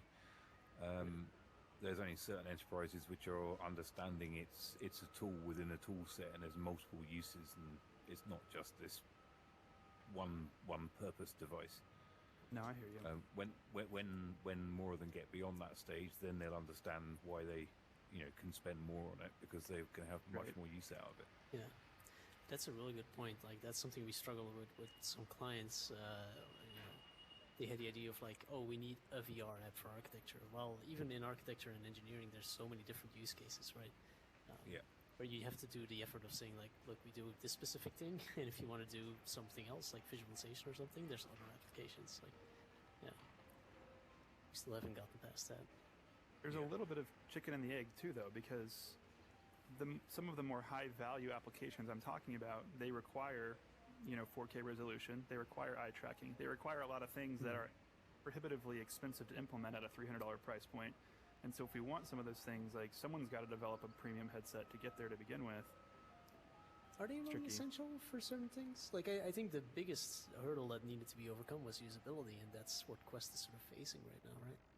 Yeah, but I mean, like, if you think about, like, in my opinion, in 10... This sounds really promising. Oh, yeah. Trader was, quite... I can imagine it being quite fun. Yeah. Oh yeah, Philip, I also have a suggestion. So you know how you have the leaderboards or whatnot? So if you have leaderboards, and then if you click on the person's name, when you're in the level, then it shows what they did to get the high score. You mean their clones? You can see their clones. Yeah, yeah. Okay, yeah. We thought about and that. then you can steal other people's strategies. Yeah. That's an idea. Mostly because I'm wondering how Pokemaster gets way up in the leaderboards for almost every level. But I mean, did you ask? No, I did not. I mean, he or she is on our Discord, I think. Yeah, they are. Yeah, that would be interesting. So, we didn't do it yet. Haven't tried it out because it sounds exhausting to develop, and we focus on developing. We are quite in the middle of developing the game. We are adding new features. We are just this week added a new absolutely mad mechanic that's completely nuts to program. It's clone mirrors that do the same thing you do at the same time. Oh yeah, I saw that. Oh wow. Yeah, it's quite headaches. But yeah, it's really fun to program also. So how we do the record and replay stuff is we take every frame, really every 72 times, every physics frame, so 52 times a second. We record everything you did, so the rotation and position of your head and your hands, and write it in a file. Wow. And, so a file we only do that if it's a pre-record we later want to replay. That would be necessary if you want to have other people see your clones or clones from other people, and they are not too big, but they if hundreds or even thousands of people add this. This gets quite a lot of data actually. So if we record runs that are a minute long, and then save them, the headset actually freezes for half a second to a second. So we don't do that in the actual game. So because it will freeze and data and things. Maybe we will find something clever to work around. Maybe we can optimize. Of course, we can optimize it. But yeah, that's the reason we don't have ghosts and clones from other people yet. Maybe. You could do cloud saves if that would work. I have no idea. It's just an idea. Yeah, I think it's a cool idea. I would love to know how we would learn a lot from a game development perspective. It would be interesting as hell. I want to see how people play our game. Yeah. You could maybe look up how what was that Trackmania. You can have maybe something like 100 ghosts running at once, and they're very accurate. Yeah, maybe look at that. I have no idea. So how did you guys come up with this art style? Where is Mele? Mele. How? It was quite a long journey because we wanted to have a unique art style. So I made research, and most of the VR games pop up with we all know, the low poly style. And the Blizzard style was too much work overall. Yeah. It's beautiful, but I'm the only 3D artist in the car team, so it has to be something I can do alone in not so much time. Well, and then I found a picture online of someone who painted his UV maps with watercolor.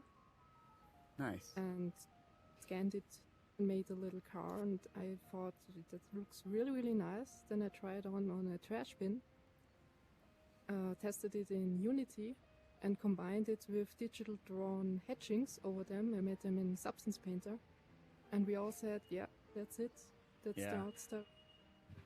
It almost feels look like the trash paper. bin. Yeah. I remember the trash bin. The trash bin. Yeah, it has like a paper feel to it. When you look at it, it almost feels like light and playful, and I thought that was really, really cool. I mean, it is scanned paper, right? So it is drawn on real paper. Yeah. By So hand. it does look kind of like doodly. That makes a lot more sense. Yeah.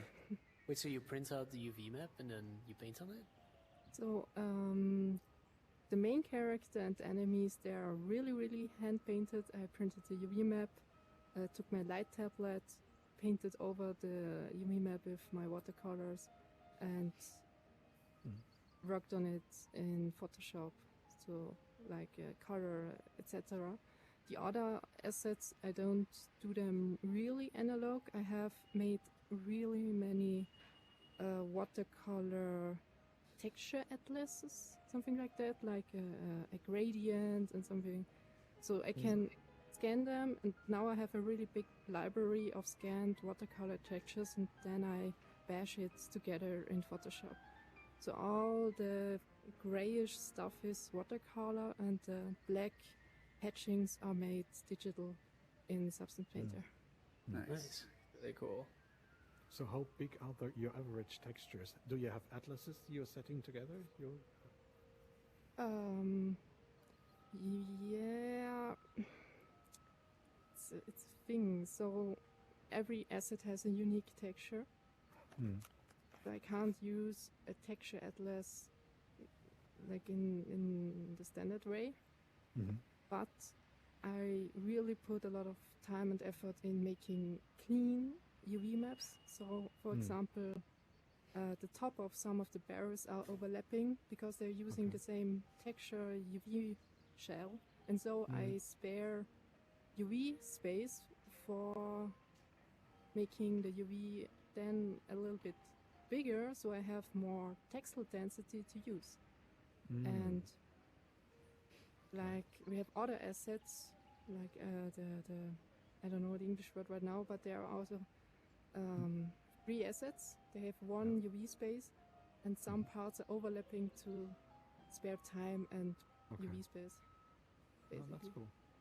All right. Use overlap to share. Yeah, in that's this case. really old school game art workflow, and a lot of thinking. How can I not waste V space? How can I not waste vertices? Because the quest is a potato, we all know that. Means you have to be really, really, really low poly, and learned a lot. I just noticed the earrings, they're really cool. The strawberry.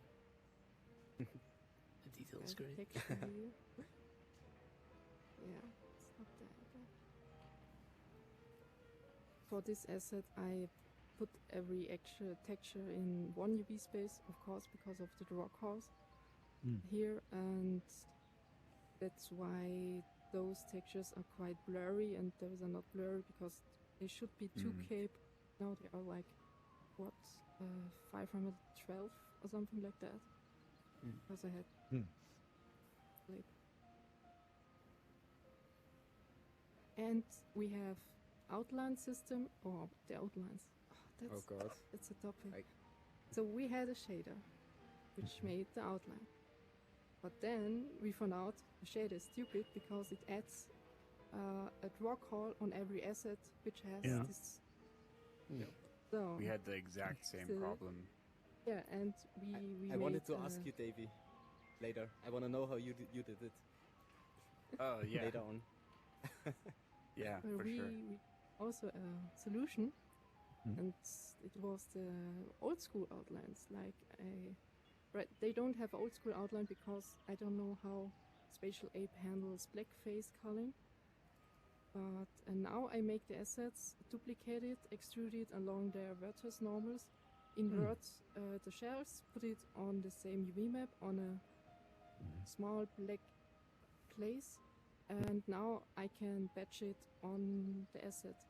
Now it's one draw call with one material, and they don't put the second draw call on it because we don't use this other shader anymore. Yeah. That's a good idea. Yeah, it's been a real challenge to, with our process as well, like getting all that art and texel density to come out. You know, it's definitely been a learning process. But did you as you made these, did you kind of come in and out of the headset a lot to make sure that you were getting that resolution you wanted, or what was that process like? Not really. I don't work a lot in VR, so I work mostly in Maya and Substance, and I have some, what are they called, like test textures with 4K, 2K, 1K, etc. I put them on, and I pixel density, and I think the preview in Substance Painter when the textures are done, because it's always in between Photoshop, Substance, Clean on Hair, and this preview is quite similar to what it is in Unity later on, so I don't have to test every asset in the Unity engine then. Cool. Yeah. Were you surprised when you did finally see these in VR? Did you? Well, it's like, yes, it looks good. Yeah. Yeah. But in the beginning, I tried to make my own shader of a tutorial with cell shading, but that didn't work in VR. Whatever. Okay. So the character was quite light greenish in our early on builds. All the characters had their own color, and but now we have another shader that works quite well with cell shading, and it fits, I think. Yeah, it looks good. So, and you did all of the concept for this as well, too, right? Everything, yeah. Everything, a lot of concepts. She was very inclusive in finding the concept. We saw everything and had to have an opinion on everything, and we voted on really. We had, I don't know, I think 12 or 15 versions of the character, fully concept, full ready concept, and she asked us what we liked most, what we disliked most, and wrote everything together. And really you guys did inclusive. an Thanks, amazing Mette. job. Yeah, Looks really, really, really good. Really good job. Stuff. Yeah, it has that appeal factor that they kind of drilled into us at art school. You know, it's like if you look at something and it doesn't have appeal, it's kind of lackluster. And these have appeal. You know, even the barrels have appeal, and that's super important in games. Yeah, you want to have fun. Just looking at something, you want to feel like that sense of fun and play. Right. It was very cool. And I think this is even more important for VR than for a normal game, because you are feeling really immersed, and you want these for orientation as well, right? Because you're feeling into this world. If you have something that is giving fear or uncomfortability, somehow you really won't have your player back in your space, I guess. Yeah. I want to see. I definitely want to play your game now, because like I can just imagine these animating. That's what I primarily am. I'm an animator, and I would have an absolute blast animating these. So, yeah, no, that's fantastic. But I also had to animate the enemy, and I'm not an animator. That was quite like hell to enjoy. Yep. But I don't be too hopeful because you can see on the screenshots a lot of assets are missing. We are like having only 10 or 15 assets ready, like in this look, and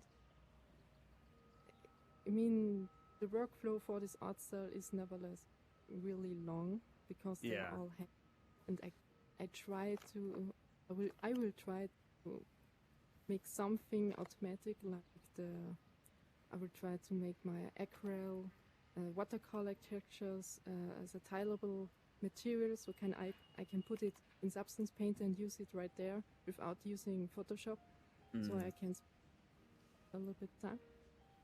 Yeah. And, I can say that the game is still fun to play, though. thanks. Yeah. Thanks Nice a lot. to hear. Yeah, one technique that I used early on in HAX to try and get those outlines on everything was to basically just take a UV snapshot of your 3D art or your 3D asset and then just create an outline in Photoshop and then put that onto the material. So like you could have like a tileable material and then you use the outline, but again it was an extra draw call, which in mobile you're just like no. So that was not a viable way of doing it, unfortunately.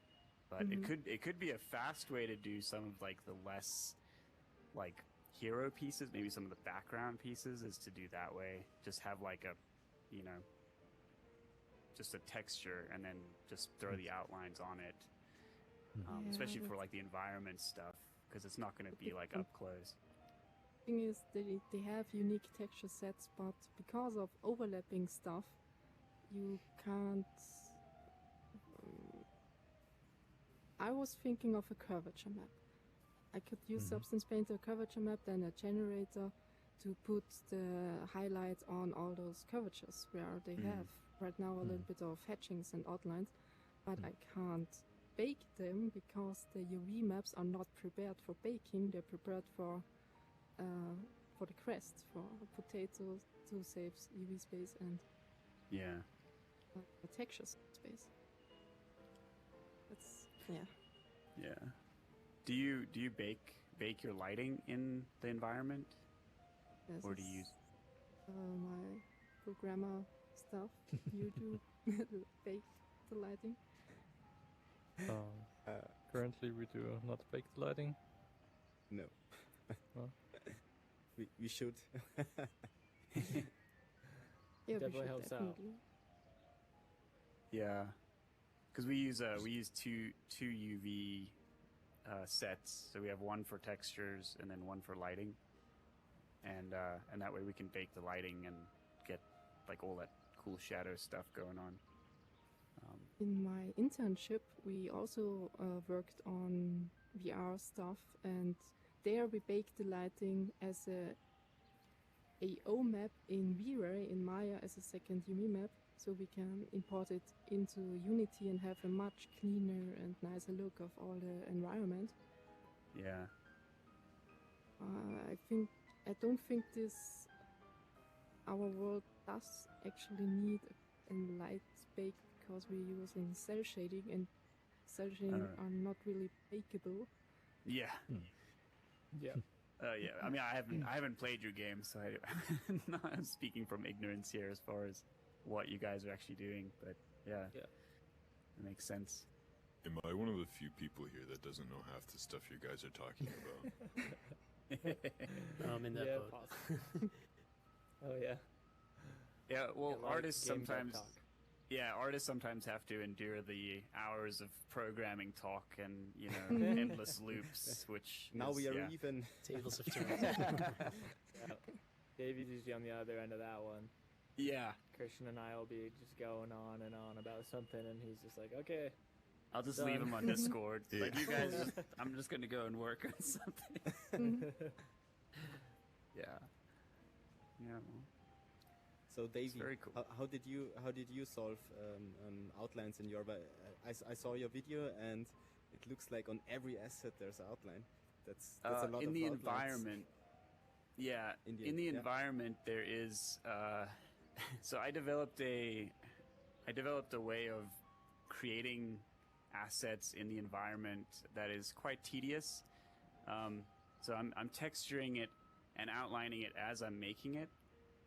And the way that I do that is I have a Photoshop document with a bunch of this is kind of, I've never unpacked this before to people, but basically I have a grid of outlines in Photoshop, and in Maya I'm making like a wall panel, and I will snap the UVs of that wall panel to the grid. And so it's like it's one-to-one. Everything's like math driven. So you know, I work with texture atlases to try and like get as much resolution out of the assets as I can. So it is a bit of a slower build, but at the same time it's fast in that once I have those UVs, you know, laid out, I can then just copy that around the environment, and then also for light maps I can just copy those out.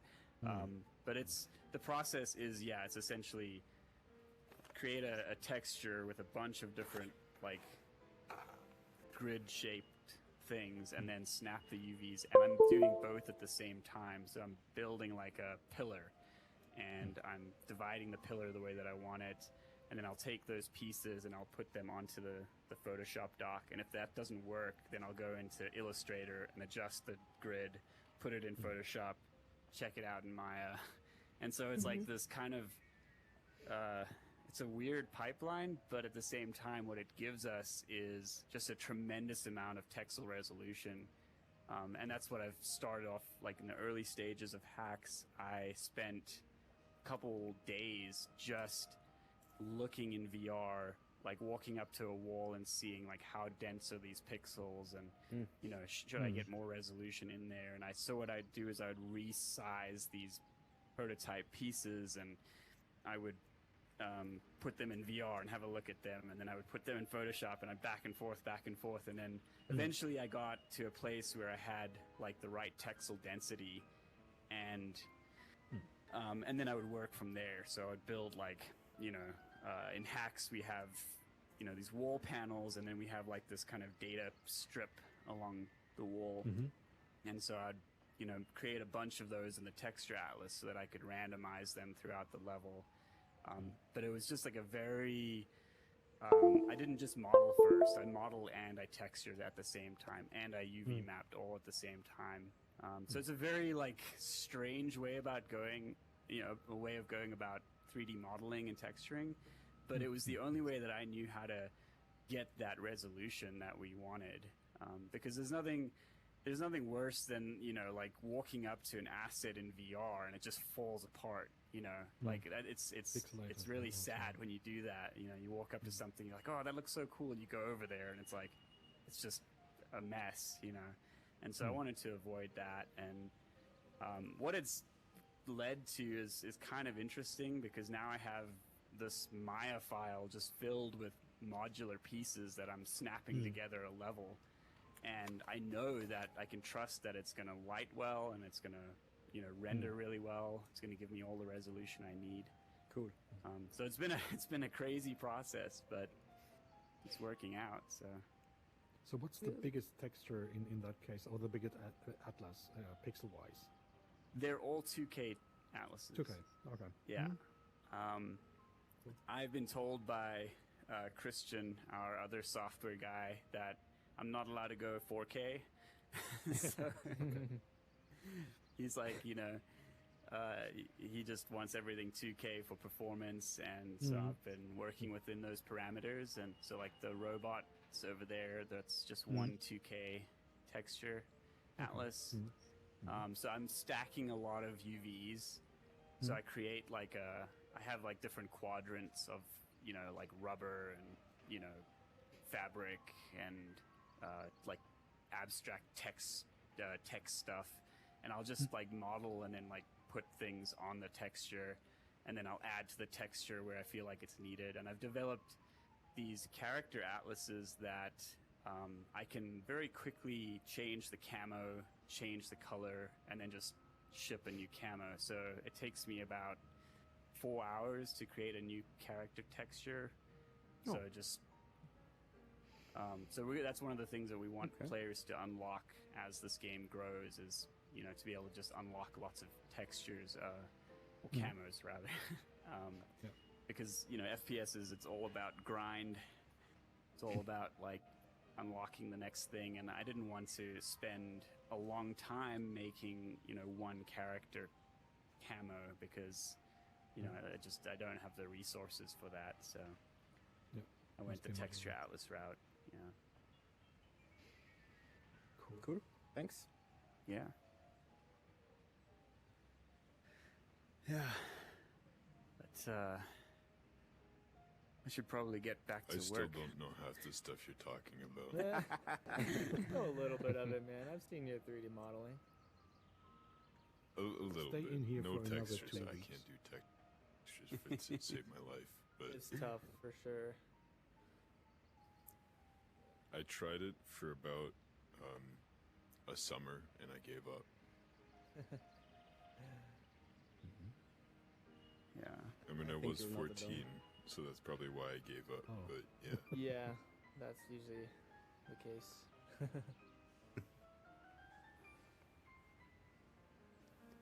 Oh, they don't have a collider. Look. Nope. I know, right? Be This cool. is the inspection way. I think you go can like very put your I was face trying to in climb it. them earlier. Yeah, right. Be cool to get It's up really on cool there. having these in here. Oh, I climbed something. Oh. It's Are so there funny. bones on the earrings? Do they like flap about? What? The earrings, do they like dangle? Oh, the thought about it was to make it like a cloth simulations that they're hanging and wobbling, but I didn't try it yet, and I don't think the Quest will allow it with so many clones, and so they're just like sticks hanging out of your ear. Gotcha. Fair enough.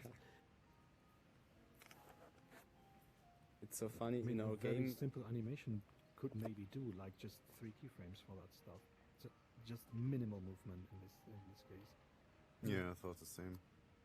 So how do you guys handle skinned mesh? Because it seems unpatchable and quite performance intensive.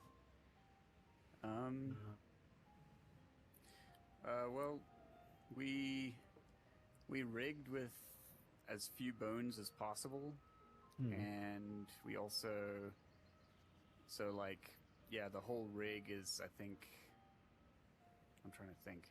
I can't remember the exact. I think it's like 40 bones, and then the influences. We're only using 2 influences per bone. So that was the one way, was to cut down, which put a lot of strain on the rigging process, because rigging with fewer bone influences is a lot harder. But that's a lot of my background is from rigging and animation, so that was pretty standard for me. So that really helped. And then the other thing was LODs. The characters are under 12,000 triangles.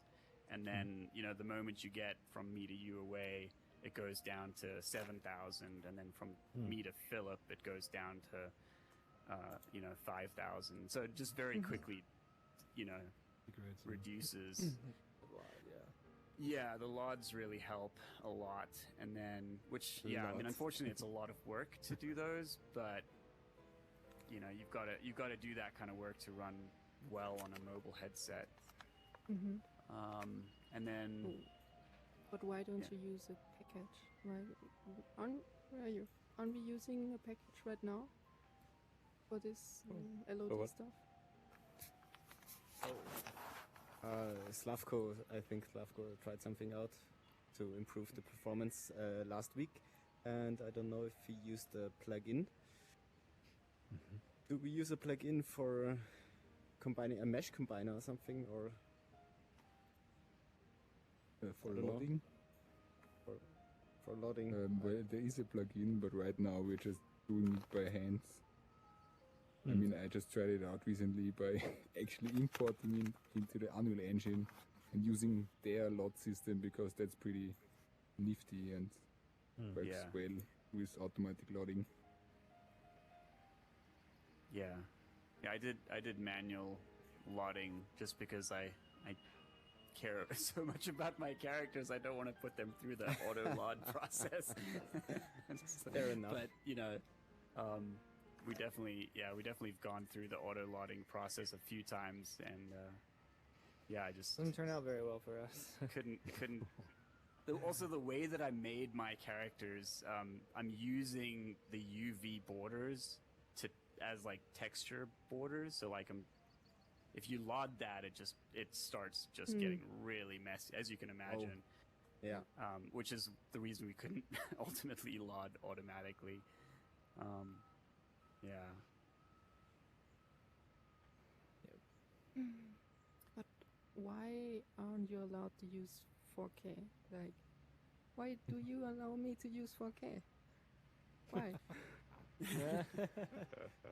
Our other Because guy, they're nicer because, to you than because, Christian because we is. don't know otherwise. Yeah, Christian is on us all the Ah. time about stuff. I don't have Constantly any going through the code like, hey, answer can for you that. remove this? Hey, can you do this? But do you know the But it's reason good. why 4K isn't good? I think just memory on disk. Yeah. We're just trying to save as much as we can for all the extra textures we're gonna have with all the extra content. We just want to like take up this tiny amount of space right now and have all this, you know. Room to grow. Because our goal, That's the point, obviously, as a FPS, a multiplayer shooter, is to have players that are in the like we are here, all with different skins, and so like having everybody with a 4K texture, it just bloats the the memory really quickly. And so he just told me, Davey, no 4K textures. So I was like, okay, and I've just had to work within that. But We've made it work though. So yeah, I mean, it depends a lot in the end on the overall, like, how many different characters and how many different textures you have to use in your environment. And Mel, for your environment, you might use 4K textures because you don't have as much different assets and stuff like that. That could be a reason, for example. If we identify a memory problem, we will prohibit 4K textures. Yeah, we haven't identified we identified a whole lot other problems, but we reduced the draw calls and we're happy about that. And we don't have memory problems. So yeah, for your art style, it makes sense to do it that way. yeah, a lot absolutely. of detail. we have other problems. Oh yeah, everybody's got problems, right? Always. Yeah, we've been struggling with occlusion culling lately. Oh, okay. So Rough. yeah, yeah. Breaking It's up a level into all these pieces, and you're inside like a big piece that needs to be cold too, and yeah, it's crazy. It's a challenge. That's all Christian too. So. Sounds really important, especially in your case, because you have a lot of corridors and smallish rooms. Yeah. And occlusion culling sounds very important. Yeah. Are you level designing in favor of that? Like making sure you have corridors between spaces and stuff? Not anymore, which is kind of why we have a bit of a problem. We don't have a problem with our current demo map that you can play now, but we're working on a more traditional first-person shooter map that has open sections, it has sections with corridors, and so like kind of that blend of you're in a room, you're only rendering the room, but you're looking through the doorway, so now you're rendering most of the map, and so we wanted to try and get as much quality as we can, while still allowing players to peek through a doorway and shoot across the map. So yeah, he's the Christian, our other software guy. He's been running into an issue that I have every faith in him that he will solve, but it's just a matter of like working with him to make sure that the level I'm providing him can cull, Yeah. So it's like it's cut up in certain ways, and The update is Wednesday, right? yeah, that will not Something have the like new that. map. Yeah, it's coming next Wednesday. We'll have the update. But the next update will hopefully have the new map in there, which will be a lot of fun. So yeah, we're introducing zip lines so you can shoot up to higher levels. Nice. Yeah. That's proving to be really fun. So yeah, it's a very natural mechanic actually in VR to grab something and have it just take you up, and then you can shoot while you're on there. Oh, yeah, it's fun. Oh, cool. How do you make game design decisions? Is everyone in the development team like you and Chris? You three are on the project, right? Yeah, For a there's year? 3 of us on the project. We pretty much make every decision as a group, and we have one question, and if it fails that question, it's out. Is it fun? If it's not fun, it's out. So, like, we're pretty hard on that. We've gone through different control iterations and gone back and forth. We've had some pretty heated discussions about like first-person shooters and what they should be, and we've all agreed that like unless it's fun, unless grabbing something and putting it in a gun, unless that's fun, we don't want it. Like we don't want to have over complex controls. It shouldn't take you 5 steps to reload a sniper rifle and adjust the scope and tweak them. Like that's not fun to us. What's fun to us is the running, the jumping, the shooting, and like if you're shooting a sniper rifle, you want to just shove a new magazine in there and shoot it. So we do go back and forth. We talk a lot about these things. Kyle, he's a lot more on the controls, the UI, like the smoothness of motion. I must be careful before I fall through the floor. But like, we'll give him feedback, but he drives that whole user, input stuff, and we'll tell him like, what we think, and we trust that he's going to make something that is fun, like even just hitting things, buttons, whatever. And then art stuff for me, it's like, I design it and I run it by the team, and they just, they give me feedback and tell me if it's fun or if it's, not up to quality. Yeah. And now we have our Discord too, and a lot of those guys have been helping us out with feedback and shaping things, and it's going really well. Yeah. How do you get people on your Discord? Over social media or? Yeah, so we have a SideQuest link on SideQuest that goes right to Discord. I don't know, Gabe, how did you get on our Discord? That was through SideQuest. I think they have the same thing too. Yeah. Okay. Yeah, I mean, on our website, YouTube, Facebook. I think Facebook links to SideQuest, but or Discord.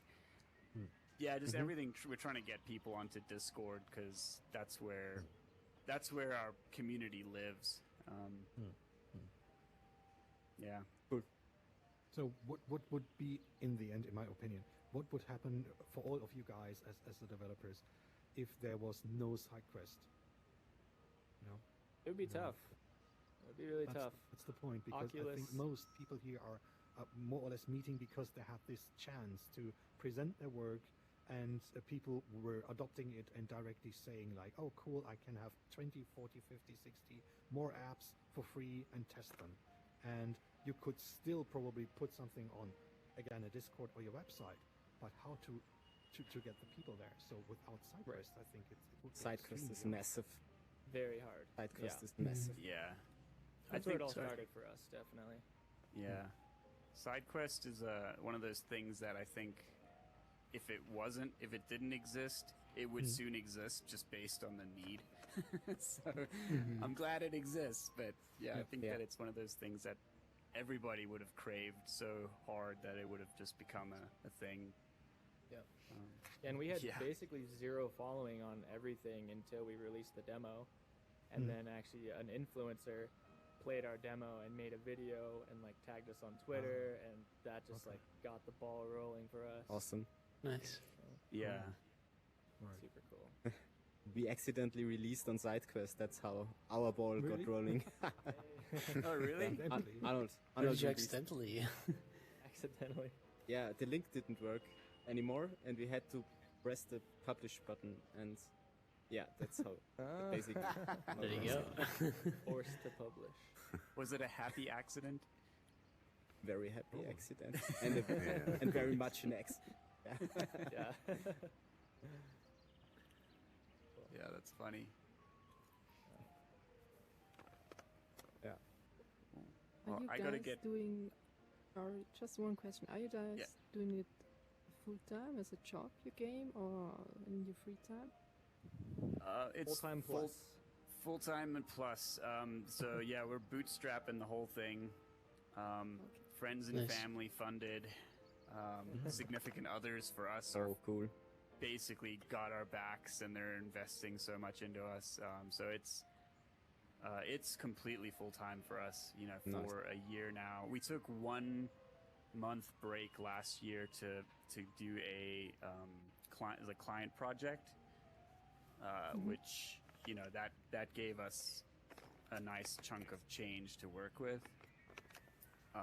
But that was the only month that we've had not working on HAX since April last year. Mm-hmm. So Must yeah, be great to work on that full time because we're students, and like last semester we all had so many assignments and other things to do, and it was so nerve-wracking. yeah. Uh-oh, it's happening again. They fell through the floor. Nobody move. Oh no! Oh no! It's the end. I'm going up. Oh, no. Oh, no. Can't go on these walls. The server is. They're all gone. They're like, okay, guys, time to leave. They're kicking I need me to out one take by care one. of my puppy. He's complaining in the background. Cool, man. He's like, oh, there. Up. There they go. Well, I guess it's just us two. Ja. Wow.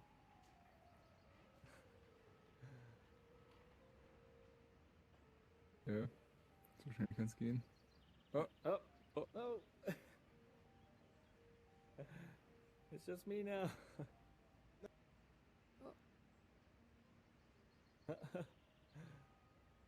Hey.